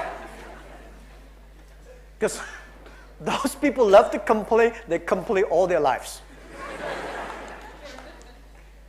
The speed was bad, nothing. The government is not ready, and sometimes, not sometimes, most of the times, if the government did not know what's going on, it's the opportunity. If your people around you does not agree with you, that's the opportunity. If everybody love it, if everybody want to do it, there's no opportunity for you because the other people are smarter than you are. So I would say nobody trust internet. And I told 18 founders, I say, I believe internet will be the future. I believe China will have e-commerce. Because they say, then there is no payment. We say, let's build the payment. And they say, there's no logistic. Let's build the logistic. And there's no government support. Let's say, it's good. They will support us someday. When we launched the Tmall Taobao, year 2003, very interesting. I have 7 people. I say, guys, tomorrow we're going to launch the Taobao. But we don't have anything to sell. Can you go back home and search for something so we can list it on our site with the people to come to buy? Everybody came back. 7 people, we gathered 21 products. We listed on the website. We waited for 72 hours, nobody come to buy. So we buy among ourselves. Testing the products. And then several weeks later, somebody come to sell. Because nobody want to buy, people come to sell, list something. We buy all the things. For the first 2 weeks, we bought, 2 months, we bought all the garbage. Full of because we want to making sure something that you can buy and sell. From that day to last year, we sold $550 billion US. That is ranking 21 countries GDP-wise in the world. We are a little bit bigger than Argentina. We created more than 33 million jobs for China. By the way, Minister, we have delivered over 65 million packages per day. 65 million packages per day all over China and the world. This thing, nobody believed it. We did not believe it. I thought internet would be big, but I never thought it would be that big. But say, guys, it was big compared to yesterday, but compared to tomorrow, future, it is tiny. I believe 80% to 90% of the business in the future will be online. Today we call people entrepreneurs. Many years later, we call netrepreneurs because everybody has to be online, called the net entrepreneurs. Today you can only sell in Nairobi. You're a good, successful person here, but in the future, if you cannot sell your products all over Africa, if you cannot sell things across the countries, you're not a business people. The world is changing very fast. And I'm not scaling you guys. I worry about the new technology. This is the third technology revolution that a human being faces. The first technology revolution takes about 50 years. Second 50 years, this is 50 years. We're going to have another 30 years, which is very important. The first technology revolution caused World War I. Second technology revolution caused World War II. And this is the third technology revolution. The first technology revolution reduced the human energy. So we know human are not as strong as machine. The second technology revolution released the distance, speed of human beings. So we know we can never run faster than plane and trains. This technology revolution released the human brains. So don't be scared. Machine will be smarter than we are. And imagine, past 20 years, we make people like a machine. In the future, we'll make machine like a people. And data, internet, artificial intelligence, machine intelligence, all the things coming up, the world is facing big challenges. A lot of jobs that we think 5 years later it will be great jobs, or it's going to disappear. And this is the challenge to the world. But this is also the opportunity of the world. I think change is the best opportunity. People complaining is the best opportunity. A company, if you want to be successful, is not how much you are. We got how much money you have. Because we see so many companies have so much money, they are not necessarily can survive. It's what problem you can solve for the world. One of the things I want to share with you that my specialty of Wakan as a CEO of the company, I always think about the future. I think about what the world will look like, what China will look like, what my neighbors will look like, what's the problem they will have in 5 or 10 years. If this is the problem that's going to happen to China, if this is the problem that's going to happen to my customers, if this is the problem to my neighbors, if I can fix that, if I can start to prepare now, 5 years later, I will be a successful person. Think about the future. Do not think about, if I do this, I'm going to be very successful. No, if I do this, I can solve a lot of problems at that time. That is the value that we bring. The world is challenging. And a lot of people complain, where's the opportunity? Opportunity always exists in the place where people complain. When people complain, think about, how can I solve it? If I can solve it, I have the chance. And where's the opportunity? When change comes, that's the opportunity. If there's no change, big business, rich people, powerful people, always there. Think about how internet can solve Kenya problem, how internet can solve the African problems. Without the internet, I don't think any small business, any young people in Africa, you have a few opportunity to sell your things across the other country. Only big companies have.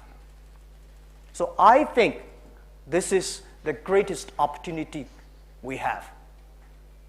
And I think, as I said, people hate globalization. People don't like global trade. I like globalization. I'm a strong believer of globalization. But unfortunately, last 20 years, globalization was controlled by 60,000 big companies. Most of the young people, small business, women, developing countries don't have this chance. But internet comes, this will change. This is what I believe. And using internet to empower everybody. So I would say that we are lucky people. We are lucky because we're entering into a very, very interesting period. And I would say that Africa has the most. I'm not coming here trying to inspire you. I'm coming here to tell the truth that this morning I found Africa as much more opportunity because you have young people. You have the whole world today is worried. I don't know why. Everybody's worried. The whole world today is puzzled. But Africa, I see people have a passion. People have ideas. People say, this is the future because I think we have nothing to lose. Europe has a lot to lose. America has a lot to lose. Those countries worry about losing. They have a lot of puzzle. But Africa, I don't think you have anything to lose. And I heard that a lot of Africa, there are so many opportunities, so many complaints, so many problems. That is the opportunity. If you want to be a big company, solve big problems. If you want to be a small company, solve small problems, complaints. All the people, I'm lucky enough, I'm traveling around the world. I see so many successful people, politicians, business people, scientists, artists. I find one quality that all the successful people share. They never complain. They are always optimistic. And the second, they always partner with good people. So this is something we are entering into a very interesting time. And Africa, you are the youngest continent in the world. The average age I heard is only 19 years old. That was amazing. That's the future. I'm calling on every country, pay special attention to next 30 years. Every technology, the first 20 years is about technology company. In the past 20 years, internet companies, Google, Facebook, Alibaba, right? Amazon, these companies control. These companies very successful. Next 30 years may not necessarily these companies. For sure, it's not internet company will win next 30 years. It's those companies, those young people using the internet well will win. Car was not invented in America, but American people using car best. Electricity was not invented in America, but American using electricity best. So Africa, people say we have a terrible internet infrastructure, but I think this is the chance. Why e-commerce in China grow better than America? Because we don't have sophisticated e-commerce infrastructure like in America. In America, there are a lot of supermarkets and malls and everything is so good. China, no. We don't have such a great payment system. We don't have a credit rating system. Because we don't have that, so we start with high jump. China, when I started the e-commerce, people say, even China don't have a telephone. Why you believe internet will happen? Yeah, we don't have a telephone, then we have a mobile phones. Nobody expect mobile phone growth so fast. Africa, today, I think more than 60% of the people in Africa have a mobile phone. The mobile phone today is much more powerful than the PC. I'm lucky I did not study PC. With a mobile phone, you connect to the world, right? So this is what I feel that Africa, that the poor infrastructure may giving you the opportunity that you never even imagine. So the thing that also I want to say, I heard so much about Kenya and Africa. Is it the forest, the animals, the wild. You are guys living in the paradise. Think about China. China is the kitchen of the world. Very dirty now. The air pollutions. So Africa developed. You don't have to follow the other countries' model. Africa should be Africa. Using the new technology, protect the environment, protect the animals. It's easy to build buildings, but it is difficult to call the animal bags. It's impossible, right? Tell me where in this world you can see so many elephants and lions still walking around. Africa. Tell me where in this world you can still smell the real atmosphere, the real air. That's what, now I understand when I'm arriving why so many people come to Africa every year and go on. There's no business here, but you have a business to leverage that. And think about, if you want to build up a manufacturing base, think in a different way. It's impossible to copy China. And even if you copy China, you have no future. Because the world manufacturer is shifting from B2C to C2B. Normal way is business think about something and sell to the consumers. In the future, because of the data technology, every manufacturer should be C2B, consumer to business. The manufacturer has to make their products smart, tailor-made, not large scale. China grew in the period of large container, massive assembly line. Future assembly line is not how many T-shirts you can make for one assembly line with 1 hour. In the future is how many different T-shirts you can make, how many tailor-made T-shirts you can make. So this is something the world is changing. Africa have to think about the way that Africa is good at. And I would say I would do anything to change if I can be younger. Tell you one thing, year 1999, I'm lucky enough to find one of the early founders of Yahoo. He was number 40 employees of Yahoo. He joined us, become the CTO of the company.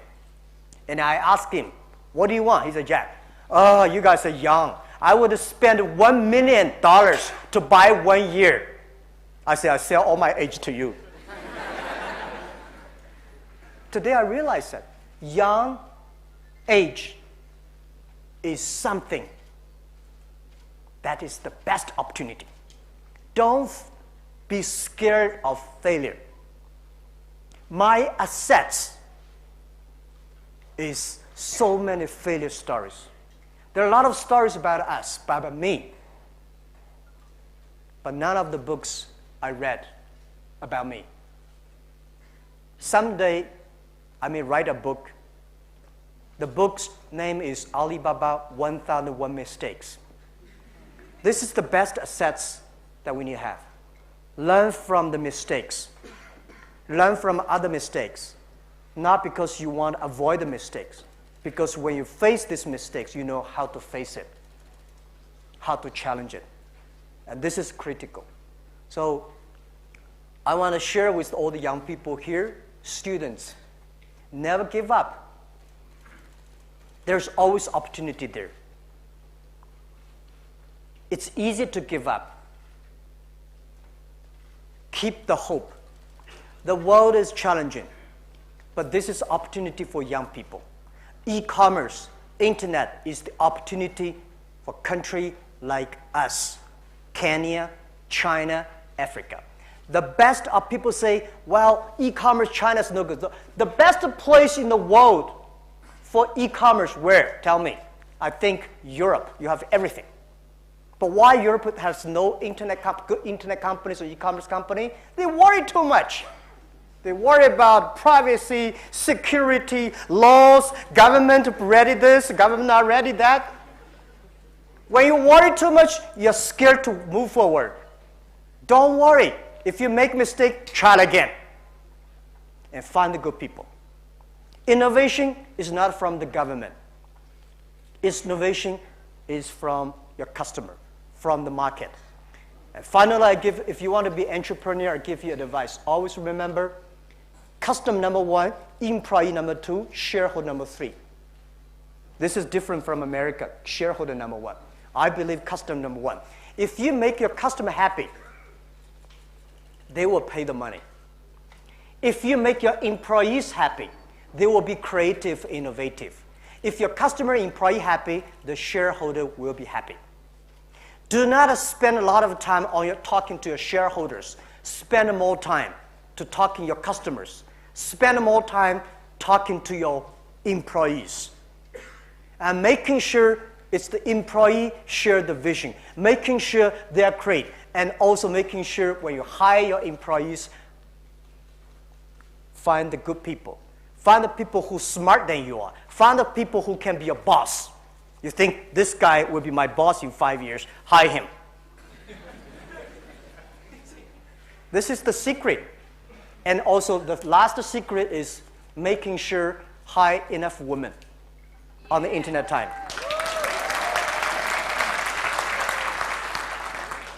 This is one of the secret source of success for Alibaba. We have 47% of the women, 47 to 48% of the colleagues in our company are women.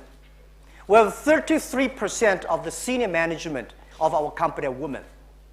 Not because we want to keep women. We find women can do much better job on the internet time, on the e-commerce. When I start a business, I say e-commerce is not about a computer to talk to computer. E-commerce is about a people talk to people, but computer is just the proxy, is the front edge. Women take care of the others better than men. Women understand. Women have much high EQ than men. When you have IQ, you have to care about the others. See, when you're online, the engineers, I've got a lot of engineers, they have a high IQ. They make good program, but they never care whether the program is user-friendly or not. But women make them very user-friendly. And women really care about the customers behind. This make our car, because people like me have no background of technology. The only thing I want to do is make my customer happy. How can I make customer happy? We got a lot of people, and we have a women engineers, women CFO, women CEO, women president. So keep on that. Remember, this is so important. This is why we are seeing so many women presidents, women prime minister, women CEOs. In the future, I think we're going to have a woman Secretary General of the United Nations. And we need that. And a woman chancellor. So that is something I want to share with you. I'm not a politician, I'm a business people. As a business people, we're result driven. We're efficiency driven. We're fair driven. We're result driven because you have to get result. Otherwise, you only talk. No result, you die. And for advice I give to Kenya, Africa, is speed up. You know what I'm saying? For one day, I get some feeling. We have a vision, but you have to get things down and with speed. And the second is efficiency driven. And the third, fair. Business people can never force people to do business with me.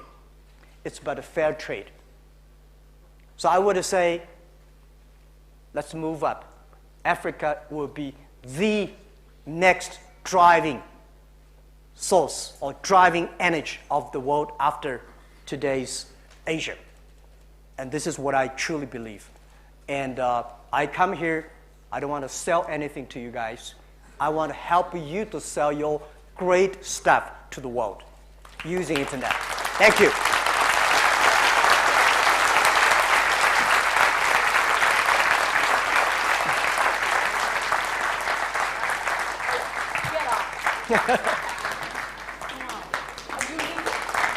Thank you.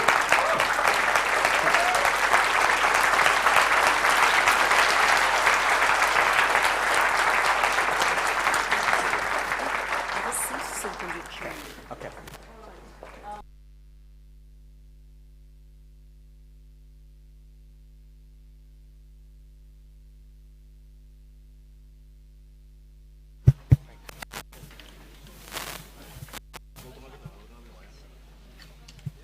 Please. Wonderful. I'm going to ask CS Joe Musharu to join me. Secretary General Dr. Mukisa Kitui, and obviously our host, the Vice Chancellor. So, how was that? Wasn't it? I'm just checking that all my mics are in place. My mics are in place? If it isn't, you know me. Wonderful. I got microphones here. Do I have microphones here? Yes, I do. There. Awesome. Okay, I am going to start from this end of... Wow. Yeesh. Okay, you got nice glasses. Can I start with you? So remember, rules of the house, your name, where you're from. Question 2. All right? We'll start with the gentleman over there. Wonderful. Yeah. Hello. Hi, my name is Ahmed Shafi, and I'm directing my question to Mr. Jack Ma. I would like to use Chinese if you don't mind. Okay. 王先生你好，我叫小飞。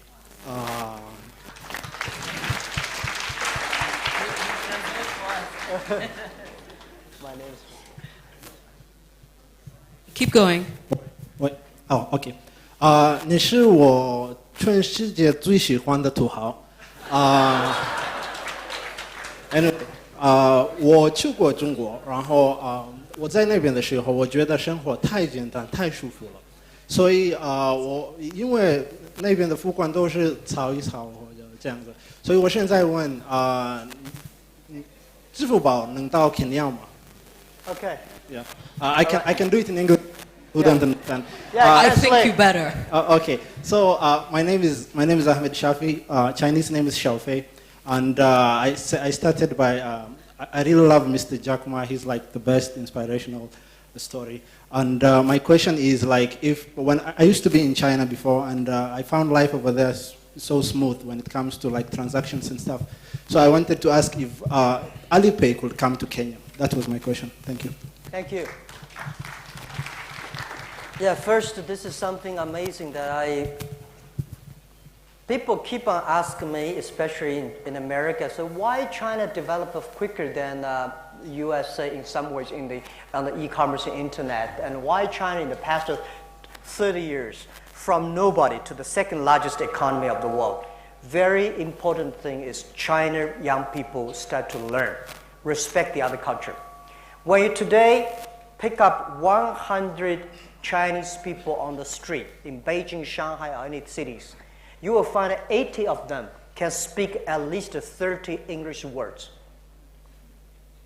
But when you go to America, if you pick up 100 American people and ask them how many of them can speak 10 Chinese words, very few.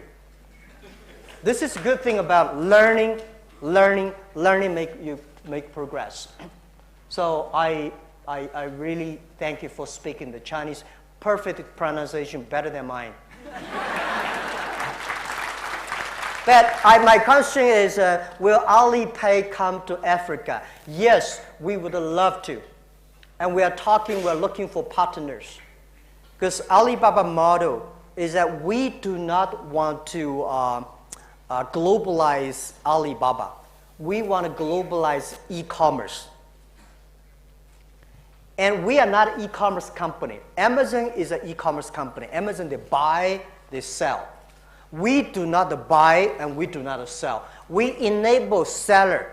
We enable you to buy and sell. So what we are doing is try to globalize e-commerce. So we want to do 5 things. We want to enable everybody global sell. We want to enable everybody global buy. We want to enable everybody to global pay, enable everybody to global deliver, and enable everybody to global travel. So Alipay definitely are interested in Kenya and Africa. But the very important is that we want to find partners, enable them. We give the technology, we give the know-how, and we give the money. And we want the payment in Kenya is the Kenya company, not Alibaba company in China. This is only in this way we can create a value for the local. So we are talking to people. We are looking for, and my trip this time is coming here to learn. And I found this morning talking to the entrepreneurs, they're very good at building up the platform. And some of the logistic companies, some of the payment companies, we are excited. I think we were trying to help these guys. We want to come. Yeah. Thank you. Really? Somebody still wants to ask a question on that side after, Ahmed asked in Chinese? All right. We will go with you, sir. We'll go with you, sir. And I'll probably just do one more from that side and do a few from here, a few from here. I've got to cross the room as best as I can. Sir, your name? Okay, my name is Mark Zheng, and I'm a Chinese. You can see that. Obviously. His name is... Okay, first, welcome Jack Ma coming here. Yeah, I'm so excited. Just now, one of my friends mentioned Alipay. Actually, I'm still here for a few months. I can see I'm using Alipay right now. I can use it here. Yeah, using internet, but just between Alipay account, not in my phone, Alipay, and I just introduce it to Some of my friends are not here. It is so amazing. I cannot explain it more. So what's your question? I don't want you Yes. to do advertisement for me. Thank you. Yeah, you're so right. I love that. So my question is, just now also you mentioned, there are so many chances here. And also we have a subsidiary company here. Also we find the chances, also we find the challenges. So I really hope Mr. Jack Ma can give the Chinese companies here as how could we develop better and longer for the rest of the time. Thank you. Giving some advice for the Chinese companies here, how can they do better here, right? Yeah, longer and better. Longer and better. Good, I like the word longer and better. Because most of the companies, when they go to the other country, they think about making money. They think about getting resources, cheap labor, cheap materials. Cheap labor, cheap materials can never be longer and better.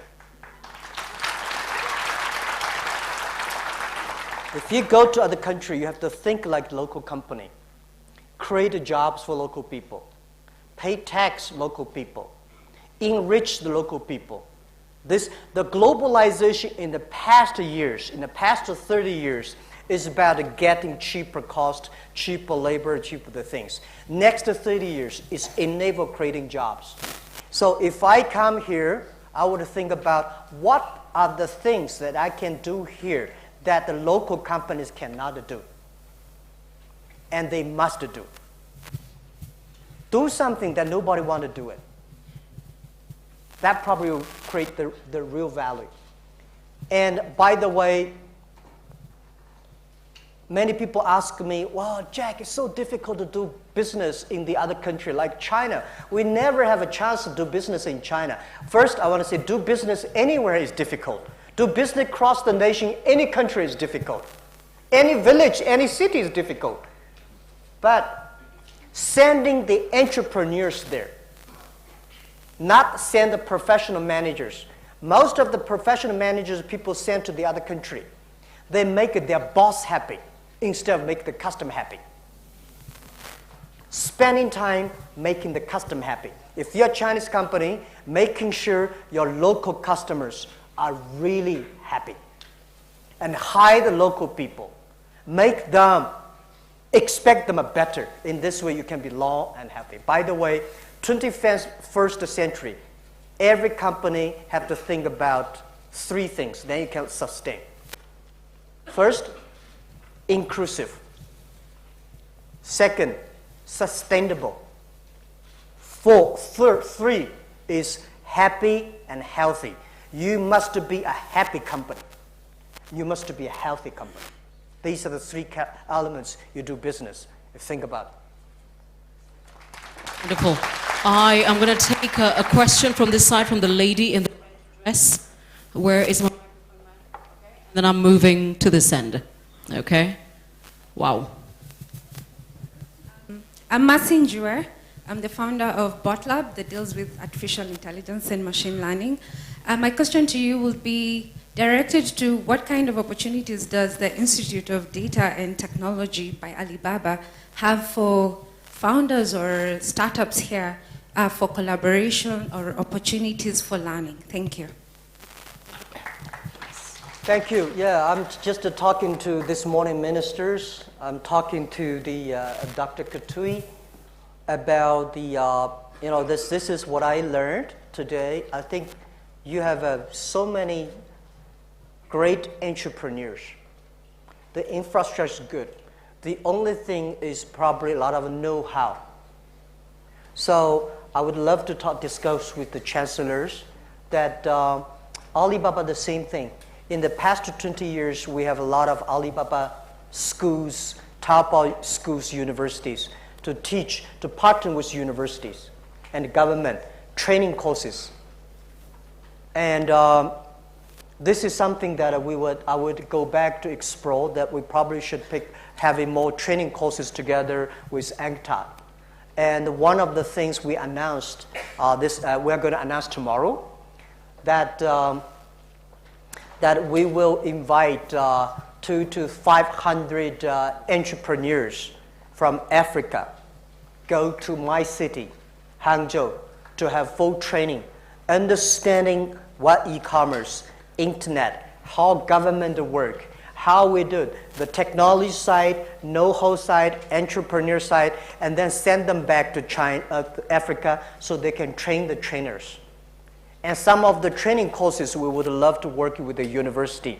So, because today most of the computing science, the way they teach, probably like 20 years ago, which is good.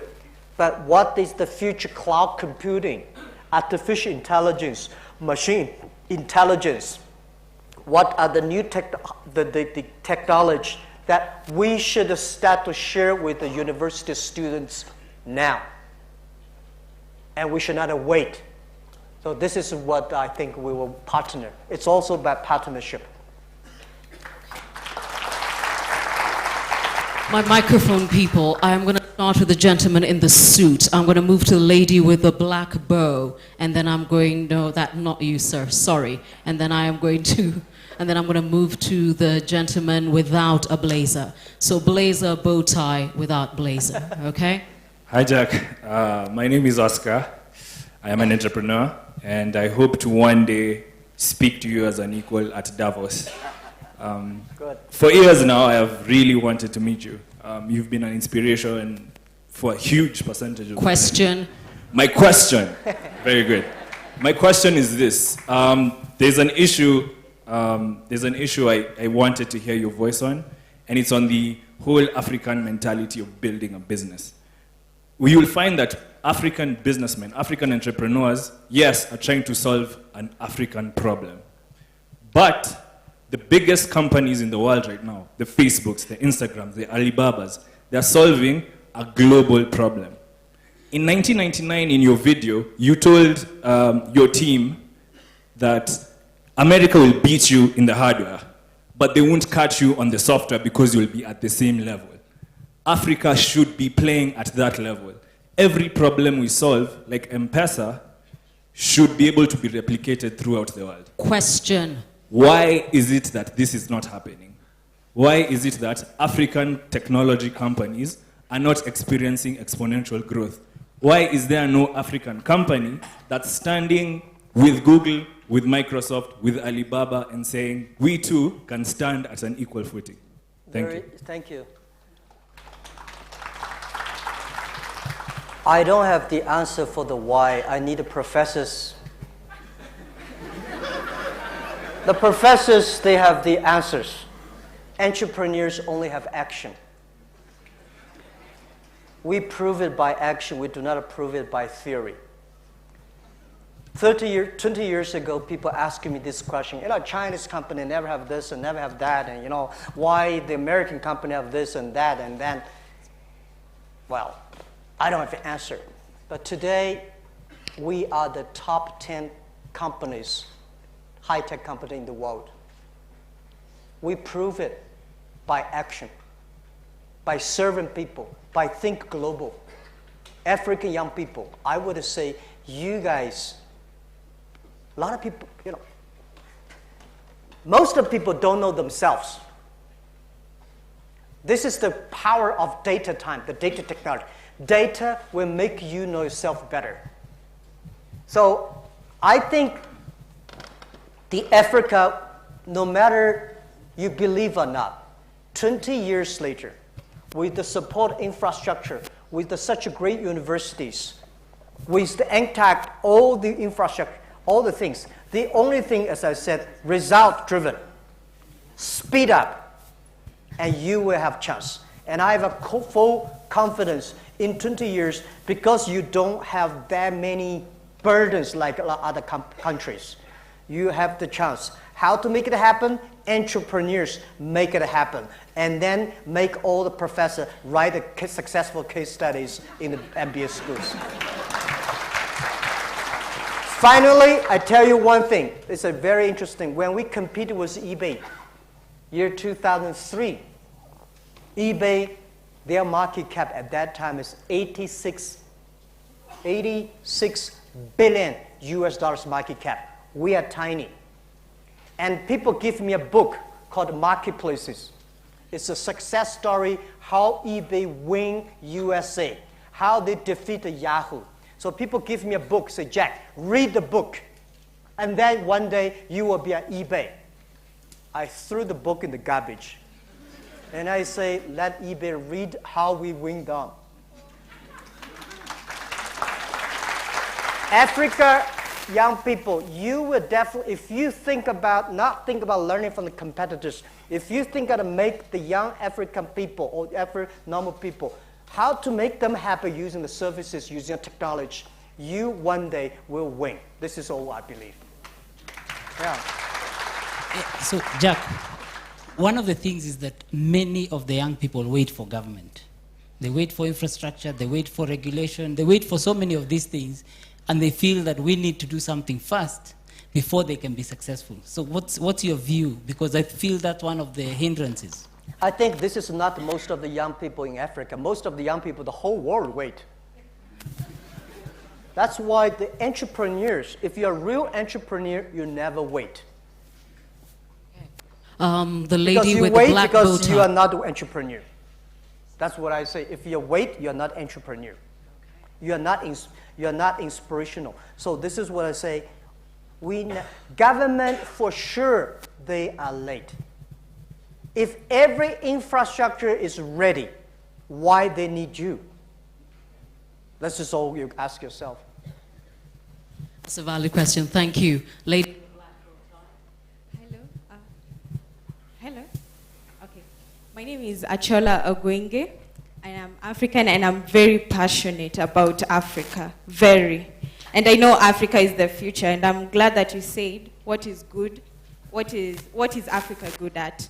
As you speak, statistics show that majority of the African people are either farmers or pastoralists. And statistics also show that agriculture represents 15% of the continent's total GDP, and that amounts to $100 billion US. So when we're talking about e-commerce, and my question is directed to both Mukisa Kitui, Dr. Mukisa Kitui, and Jack Ma. Capacity in UNCTAD, and Jack Ma in your capacity as e-commerce guru. So most of Africans are either farmers, pastoralists, and GDP is really, it's big on the agriculture. And that's a sector that can be targeted. Can there be ways in which e-commerce can improve agriculture? Because we're looking at the basic person, the African person. As we sit right here, the community is not represented. And the community, they have a voice. What can we do that this common person, this common African, can actually be able to put and sell their sell their cattle, if it's cattle, sell their animal products? And to Doctor, I wanted to ask you, can we tap into our potential in agriculture and raise funds to improve our infrastructure as Africans? Because that can take us a long way instead of waiting for so much. If I may just say a few things about the general statement. Agriculture is holding a lot of people, giving their livelihood to a lot of people. But in Kenya, services is bigger than agriculture. We put more money as budget into agriculture than in services industry. But services produces more money for the taxpayer, for the tax authority, than agriculture. Now, the linkage between agriculture and e-commerce is automatic, it's obvious. First of all, there are some things already happening in Kenya, like Sokoni intelligence, that you can know which market exists for what product at what price. That is a phenomenon that is liberating. But perhaps the most important liberation you already have from internet access and agriculture is the fact that the traditional African woman who toiled every morning, milked her cow, delivered milk at a collection point, always received payment sent to the account of the owner of the land where the cow is kept, her husband. M-Pesa allows the woman who delivers milk to receive money to have mobile phone. It makes a whole lot of difference to the livelihood of a family and of the woman when there is direct appropriation of the proceeds of our labor. That is technology into agriculture. There are so many different things globally. The future of agriculture is totally intricately related to big data, both in terms of trends of the consumer preferences, in market access phenomena. But Africa has a problem. We pay so much attention. We mobilize so much of our intellectual resources negotiating how to sell to Europe, coffee and tea to Europe. And when the biggest opportunity is how to sell maize to Uganda. The biggest market for African agriculture is in Africa. The biggest challenge to African agriculture is how to reduce the on-farm storage and the attendant waste in the post-harvest period. The biggest political problem is how to stop the opportunistic middleman who buys at a buyer's market when families need school fees in January and the cereals board has not paid. He buys at a quarter the price of what he's buying from the farmer 3 months later. Dealing with storage and cushioning the farmer from the middleman. These are challenges that a combination of sound policy and ICT-based knowledge solutions can deal with, and it's already working. Globally, now, projections of weather conditions and how it influences shifting in different forms of agriculture. How Mauritius abandoned growing wheat and went to sugarcane because of greater resilience after a storm. These are all the basics of what's already happening and can be scaled up. I absolutely agree with Dr. Katui about agriculture. Agriculture was neglected. The industry was neglected in the industry period and IT. But what I say that we've been testing a lot in China about how to do agriculture e-commerce. Agriculture, there are a lot of so many middlemen, right? Even getting all the fertilizers, got the seeds, and the cost is expensive. Reaching the market is even more complicated. So what e-commerce can do is we can making farmers reach the consumer, reach the buyers directly instead of the wholesalers. And we're getting all the materials for agriculture cheaply and efficient. And we are doing that very well. I give you an example, not only locally.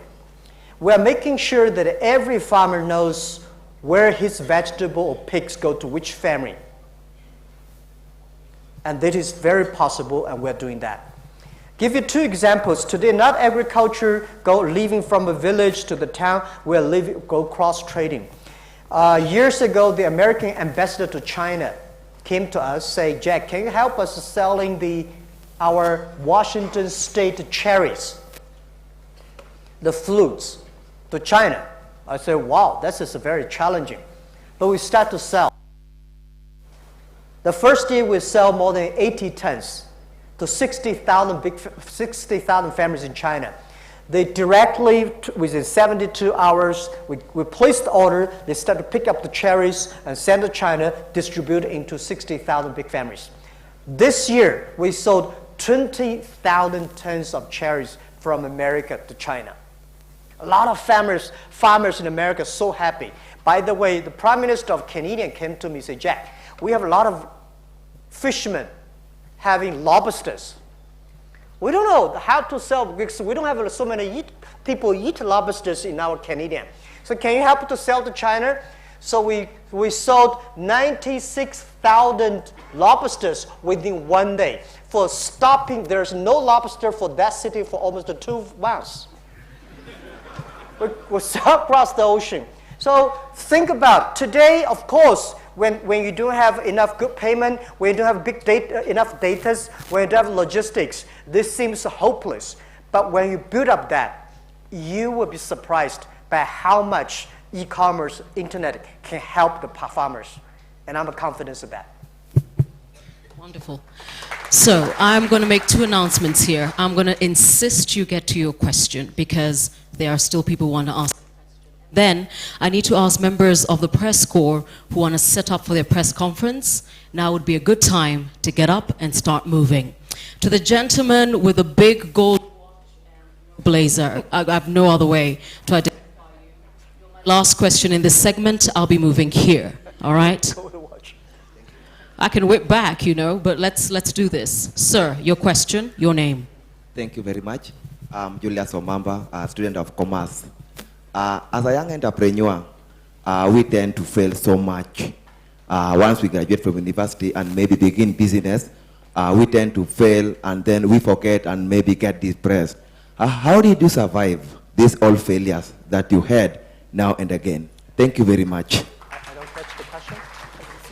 They fail quite often as university students, so they think how you failed, but how did you get up and make sure you continued? Okay, so I feel a lot of times how I continued because I have no choices.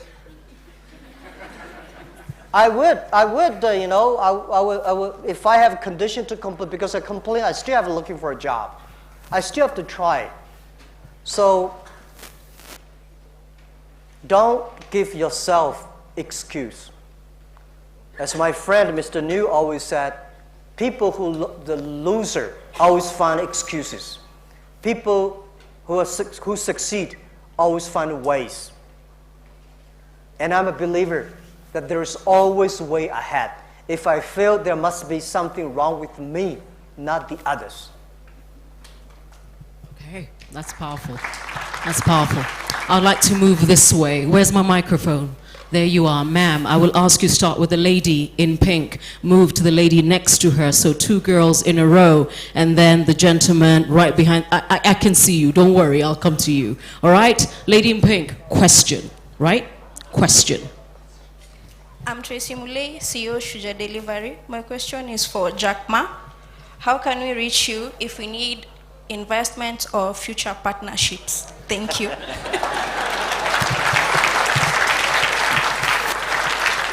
Yeah, my assistant Jason is there. Jason? Yeah, Jason probably should share with the email address and all the things, contact. But the other thing is that we need a mechanism to help. It's not like a one person. I think Jason will be overwhelmed by all the emails.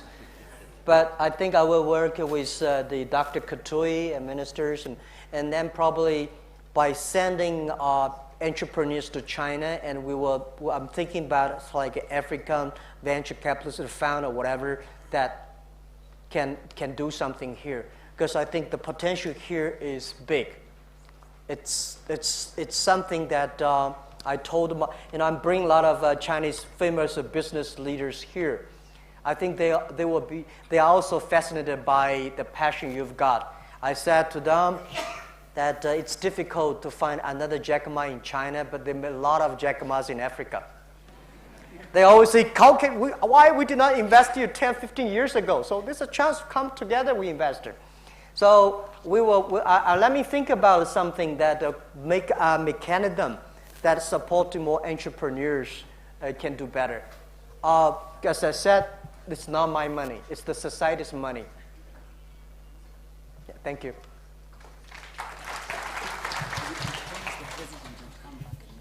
Hi, my name is Akal from Nicelin Technologies, a printing company. My question is, how, or advice, a question stroke advice, business advice, how did you deal competition? Like, I work for a printing company. Right next, there is another upstairs, there is another printing company. So, what are your strong points? How did you make to stay on top of your game? All right, good question. So when you do business, if you're scared of competition, don't do the business. Rule number 1. Rule number 2, competition is the most fun part of business. When you get bored, find a competitor. This is what I mean seriously. If you compete with the people, with competitors, you feel very painful.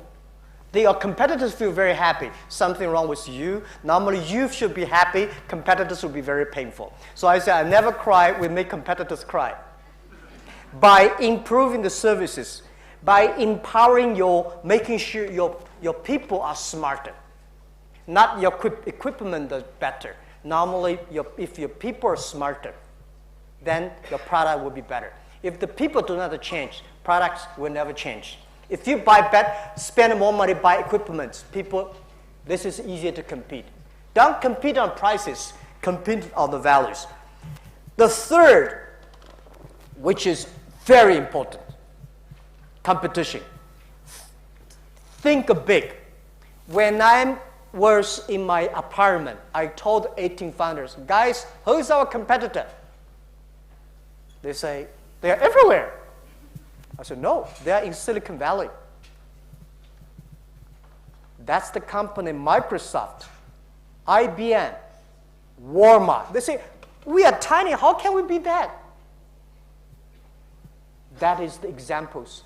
If we can be 1% of that big company, we will be bigger than our neighbors.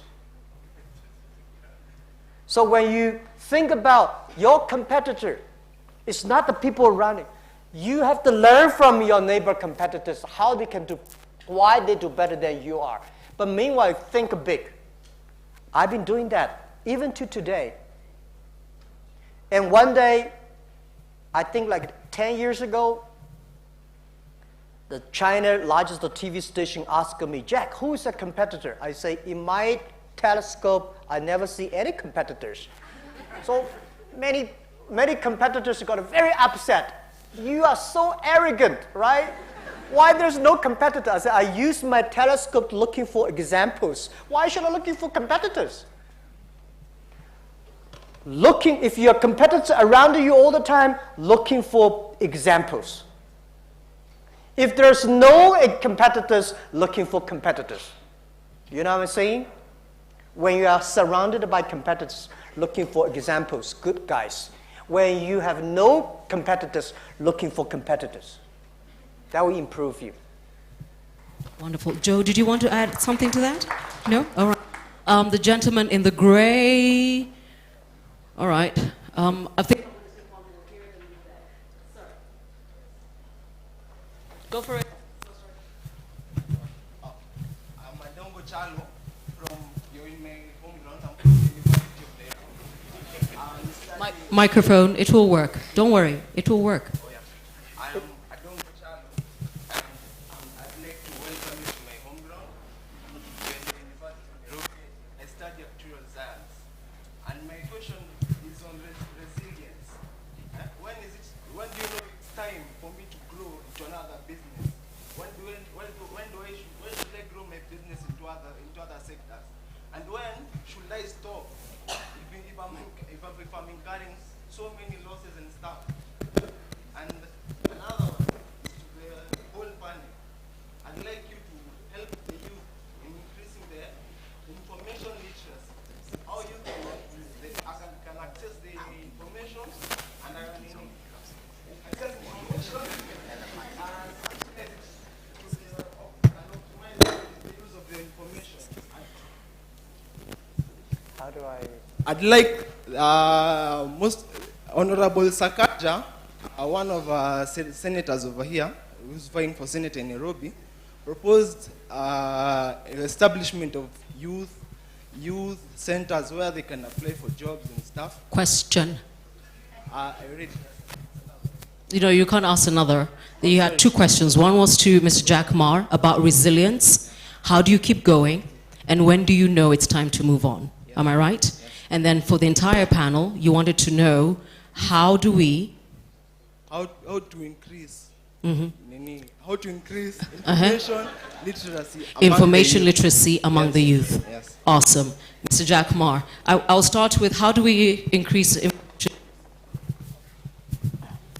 I think increasing information literacy first is about the fact there is already connectivity. You can use the internet. There's a lot of advertisement. There's a lot of information that's already available. But the question is, when you receive it, how do you take it and what do you do with it? So at the moment, we're working with most of the educational sectors, whether it's the students at university or even from Standard 1, where we're providing the laptops, to ensure people have access to information. The laws have been put in place in terms of access to information and so on. So that is already there for you. Unless you have something else to add, Mukisa? Yeah. So Jack, about resilience. Yeah, The resistance that I have is if something wrong, if I find that my customers are not happy about the services we give, and I found that my colleagues, no matter how hard they try, customers do not, I will stop it. That's very simple. For the first 3 years, Alibaba have no revenues. The only revenue we got was email of thanks from customers. When I got a lot of email of thanks from customers, I know this thing will make money.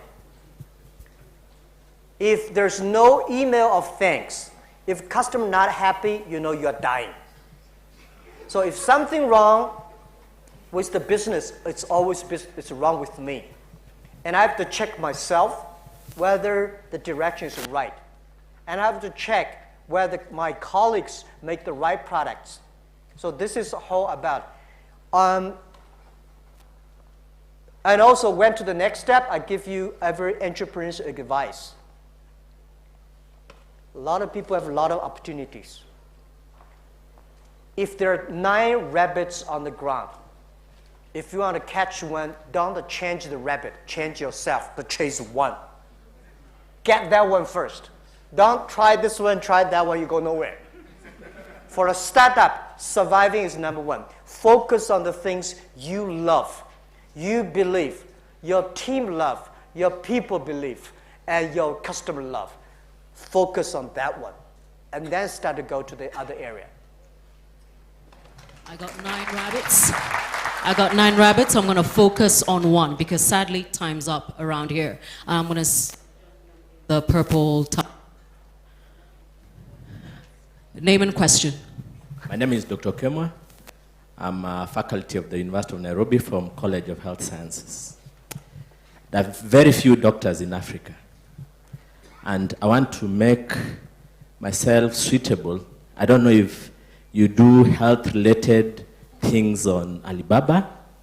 I want to know how can I use Alibaba, 1, to maybe sell things maybe from China here in Kenya, or enable people here in Africa not to go to India, maybe to China. How can I do this? Can I move that question on because I'm limited for time and I need something a little bigger. I'm going to move the microphone to the guy in the checkered shirt. Please disappoint me. Hello, this is to Jack Ma. My name is Morgan Gidaya. I'm a student here and I'm also an entrepreneur. Okay, as you are starting out, you had a product that had not yet entered the world per se. How did you get the customer to like you? And 2, how are you able to teach the people you are working with your values and the vision for the company? Thanks. That's brilliant. Thank you. I want to talk to that question from the lecturer first of all. When we were planning this trip, I told Jack that one of the problems I have in Africa is when people hear that there are rich Chinese coming, they want to be their commission agents. They want to find out how they can sell Chinese things in their countries. At a meeting of business community this afternoon in Kempinski Hotel, I set out very, very clearly that our desire is not to help Kenyans to increase how much import from China. You already import enough. We want to say, how can we learn from what the Chinese are doing to also export our own? That mind shift is critically important for us. I'm not looking for commission agents. I'm looking for value creators who are going to ship out things. On the question of information, I was telling all the businessmen and women today that our hope is with the youth because they don't believe that Kenya is going to grow out of doing the same things that their fathers have been doing before. For younger people who have listened to Jack Ma, there's an expression I like repeating. You can never wake up a person who is pretending to be asleep.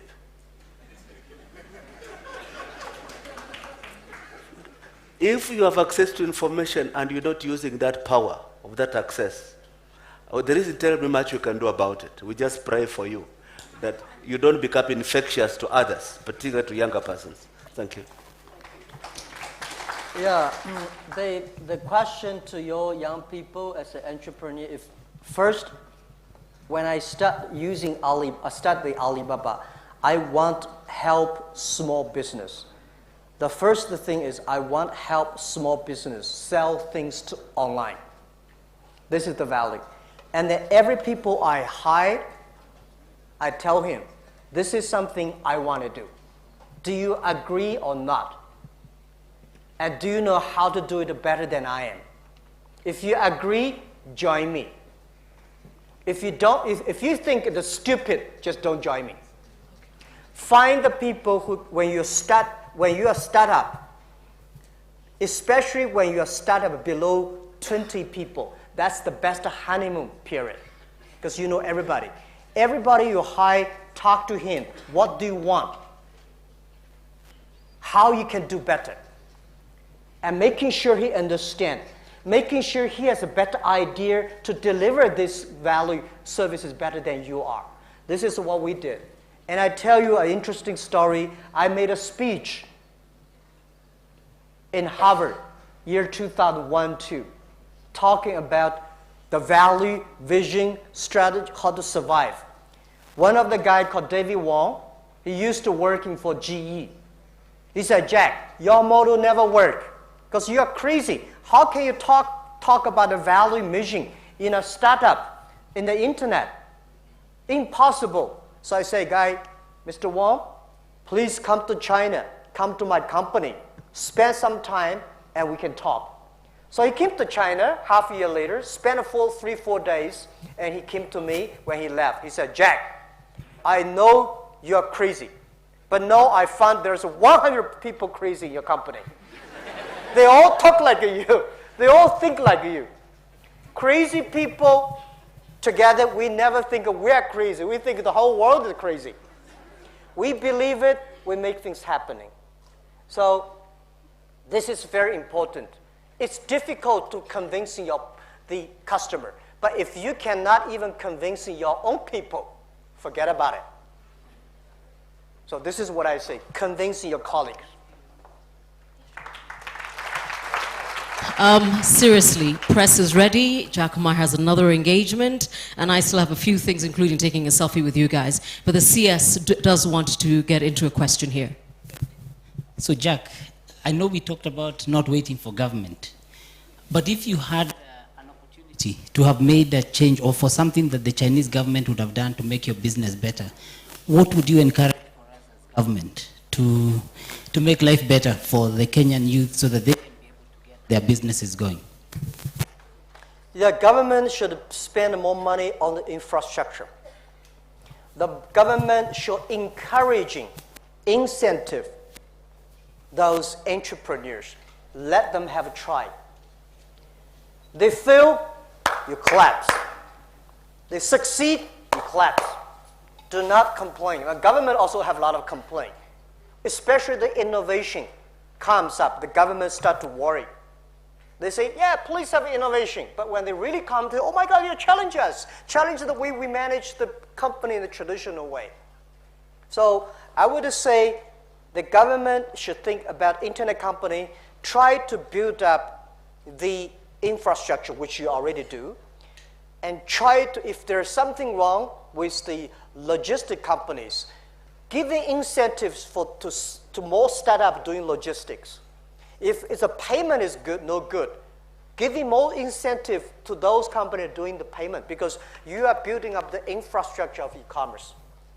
And this is what, and also training more people, work with the universities, that the university should encourage young people to try.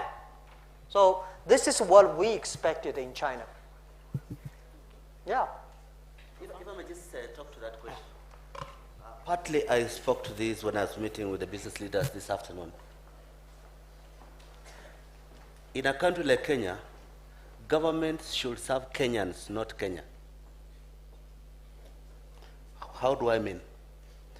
I was with the president of Kenya and Jack Ma at the One Belt, One Road Summit in Beijing 2 months ago.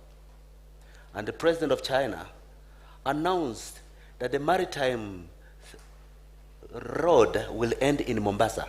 That's the only point in the world that it's touching Africa. government of Kenya should see its responsibility to use that momentum that all maritime trade between East Asia and the whole of Africa is through Mombasa. You build links between Mombasa and West Africa.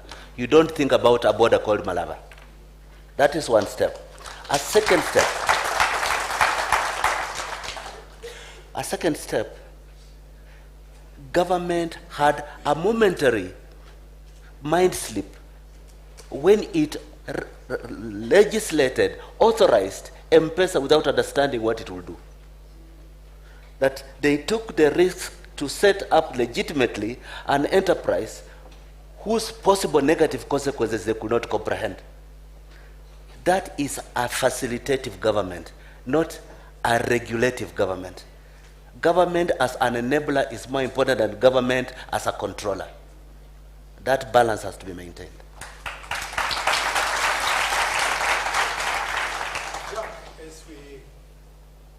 As we conclude, what would be your specific advice to this university and the other universities in this country and Africa? Yeah, this is something that I really want to share, that university is going to face big challenges next to 30 years. Most of the way we teach is from the last 200 years industrial period, but the knowledge. We try to teach people to remember more things, calculate faster, know more things. I tell you guys, next 30 years we'll be very disappointed because computer will remember much more things than people. They never forget. Computer calculate much quicker than you are. Computer never stops sleeping. They never sleep. So, it's the competition between human being and a computer. It's not how smart you are. It's how wise you are. How creative you are. How innovative you are. Machine will replace a nurse, but machine will not replace the care. Machine will maybe do a good job as a babysitter, but machine can never replace a mother. And I believe human beings have to study the way they study. The thing they learn should be different. We should not purely knowledge-driven. We should life experience, music, creative, teamwork. These are things the university, because I would say artificial intelligence, machine intelligence, when this time comes, a lot of jobs will disappear. A lot of jobs. What are the jobs that we need in 30 years, 20 years? That is the job machine cannot do. Universities start to prepare now. We people are lucky enough because we probably have another 10, 20 years. But our kids will have a problem. I'm sure. This is what exactly happened. First technology revolution, second technology revolution. So university, the curriculum, the way you teach, the content you teach, we have to think about now. Africa, good thing like China. We have a chance. Taking examinations, or purely science knowledge based, we are no good than Europe and America. But this is the chance. Let's think earlier. What are the things that 10, 20 years later we need? And start to prepare now, change. This is what I would say. Yeah. Wonderful. Ladies and gentlemen, I'm bringing this to a close. We should have been elsewhere by now. So the next conference after this, I do believe Dr. Ariatansi is going to give us a vote of thanks. We do have a gift for you from the university, and because I don't want down and get up and sit down and get up, give you the gift right here. He will give you your selfie, and then we will get Dr. Rattan. I want that to happen in 5 minutes. Can we make this happen, guys? Say I. Do this. So, what do you want, my friend? Not right now. Not right now. Not right now. I want the gift from the university now.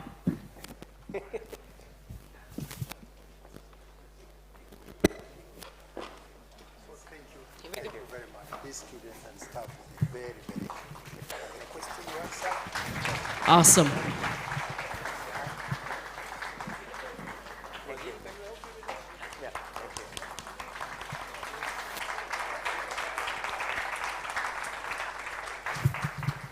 Kisa, I need you in that picture because you are in charge of the selfie stick in a moment.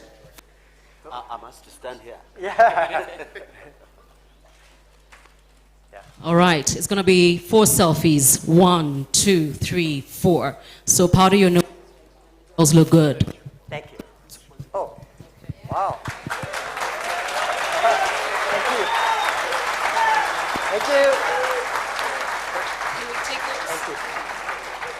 You did it. Very good. Yeah. You made it? That's good. All right. Thank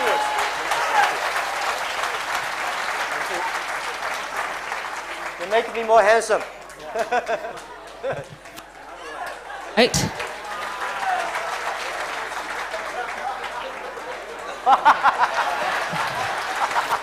Thank you. Thank you. Oh, another one? Let's move it along. Let's move it along. Okay. Serious, let's move it along. Let's move, please. Guys, he needs to be elsewhere. Thank you. Mukisa, please do the crowd the honor. Jack? Yep. There you go, guys. And then just hit it. You know what to do? You can see who? Them. Okay, there. Yes. There. Turn around. One more there. Wonderful. Okay, I'll get you guys there. There you go. This way. Ah, nice. It's Michael. She won't go anywhere.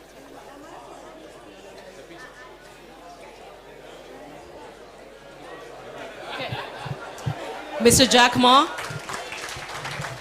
she's worried that it was a man's club. Come this way.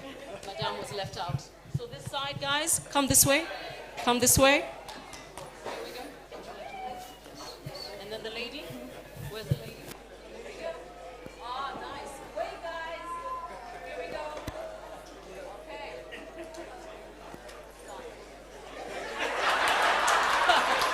Okay.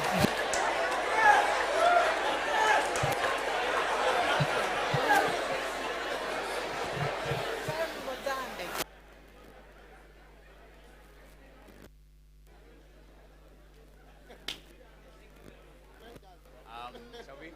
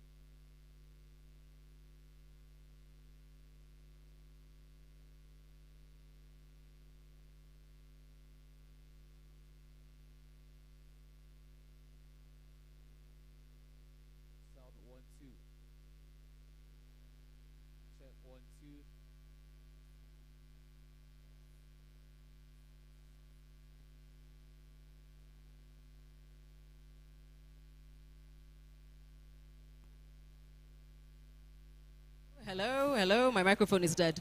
Hello. Oh, wonderful. Here we go. I see nobody wants to listen to a lady. Son. Thank you.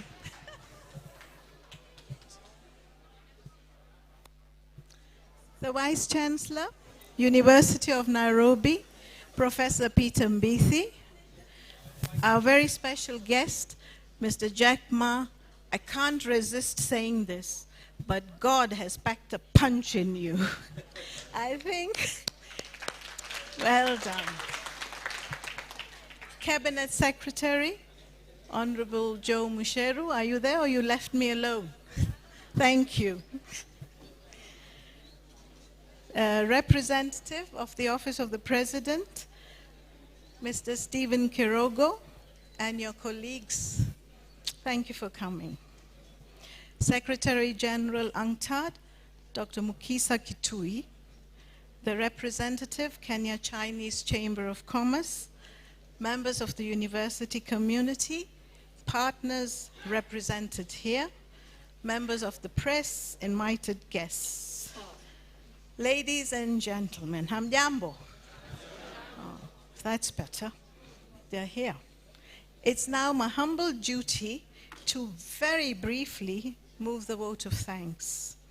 First and foremost, let me thank you, our guest lecturer, Mr. Jack Ma, for jetting out here 10,000 plus kilometers from your hometown in Huanzhou, I hope I pronounced it right, to join us this evening at the University of Nairobi. In his experience, we learn that the journey in innovation and entrepreneurship is replete with setbacks, but that each failure provides ample opportunity to learn. I do not know yet, and probably never will, how to count billions or trillions like Jack Ma.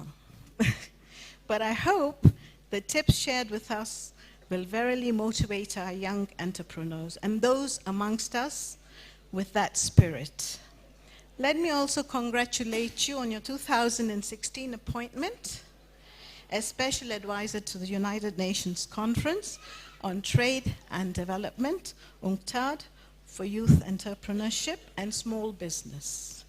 In this country, you have no shortage of youth entrepreneurs, as you rightly said. And they're all looking to accomplished people like yourselves for motivation to participate and compete in this global economy. We hope that this university and this country will present your company the opportunity to realize your goal of creating 10 million profitable businesses and 100 million jobs over the next 20 years. Jack Ma, we feel most honored by your presence here this day. Allow me also to recognize and thank UNCTAD through Secretary General, Mr. Mukisa Kitui, and his team for sparing no effort at all in making Jack Ma's visit to Kenya a success. Let me also congratulate you, Dr. Kitui, on your recent unanimous re-election to the same position and to convey this country's collective best wishes on your next term. On behalf of the University of Nairobi, you are most warmly welcomed back to your alma mater. Allow me to thank the host university, the University of Nairobi, especially through the able stewardship of the Vice Chancellor, Professor Peter Mbithi, and the Chair of the University Organizing Committee, Professor Stephen Mutoro, Deputy VC Academic Affairs, the Directorates of Corporate Affairs and University Advancement, and Confucius Institute for making this public lecture a success, and in so doing, extending the university's rich heritage as the venue of choice for global leaders to project their message to Kenya and to Africa at large. Most importantly, let me recognize our strategic partners in making this event a success. Our very own Cabinet Secretary for Ministry of Information and Communication, Mr. Joseph Mucheru, smile, for gracing this event. The Chinese Embassy in Kenya, our media partner, the Radio Africa Group, Nation Media Group for facilitating this public lectures live coverage. Miss Caroline Mutuko, where is she? Don't hide. Thank you. Of Radio Africa Group for graciously accepting to moderate this event. Alibaba Group representatives, Ms. Rachel Shan and Vinny, our Chinese partners in Kenya. Mr. William Shaw and Professor Ho Hong and their respective teams, Technomobile and any other partner that I may not have mentioned by name. I must not forget to thank all of you present here this evening, representatives of the state and state departments as well, representatives of diplomatic missions, all invited guests, staff, and students of the University of Nairobi here present. Against many competing priorities and demands on your time, you have deliberately chosen to be with us. Your presence has made this public lecture very successful, so thank you. Finally, to the entrepreneurs, let me close my vote of thanks with these inspiring words of Henry Ford. When everything seems to be going against you, remember that the airplane takes off against the wind, not with it. Choose you now, whether you will go with the wind or against it. Thank you for being here. God bless you.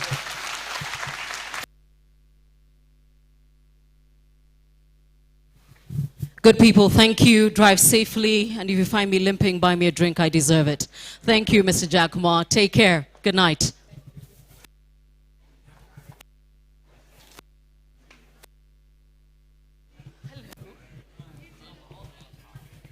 Allow me to check out.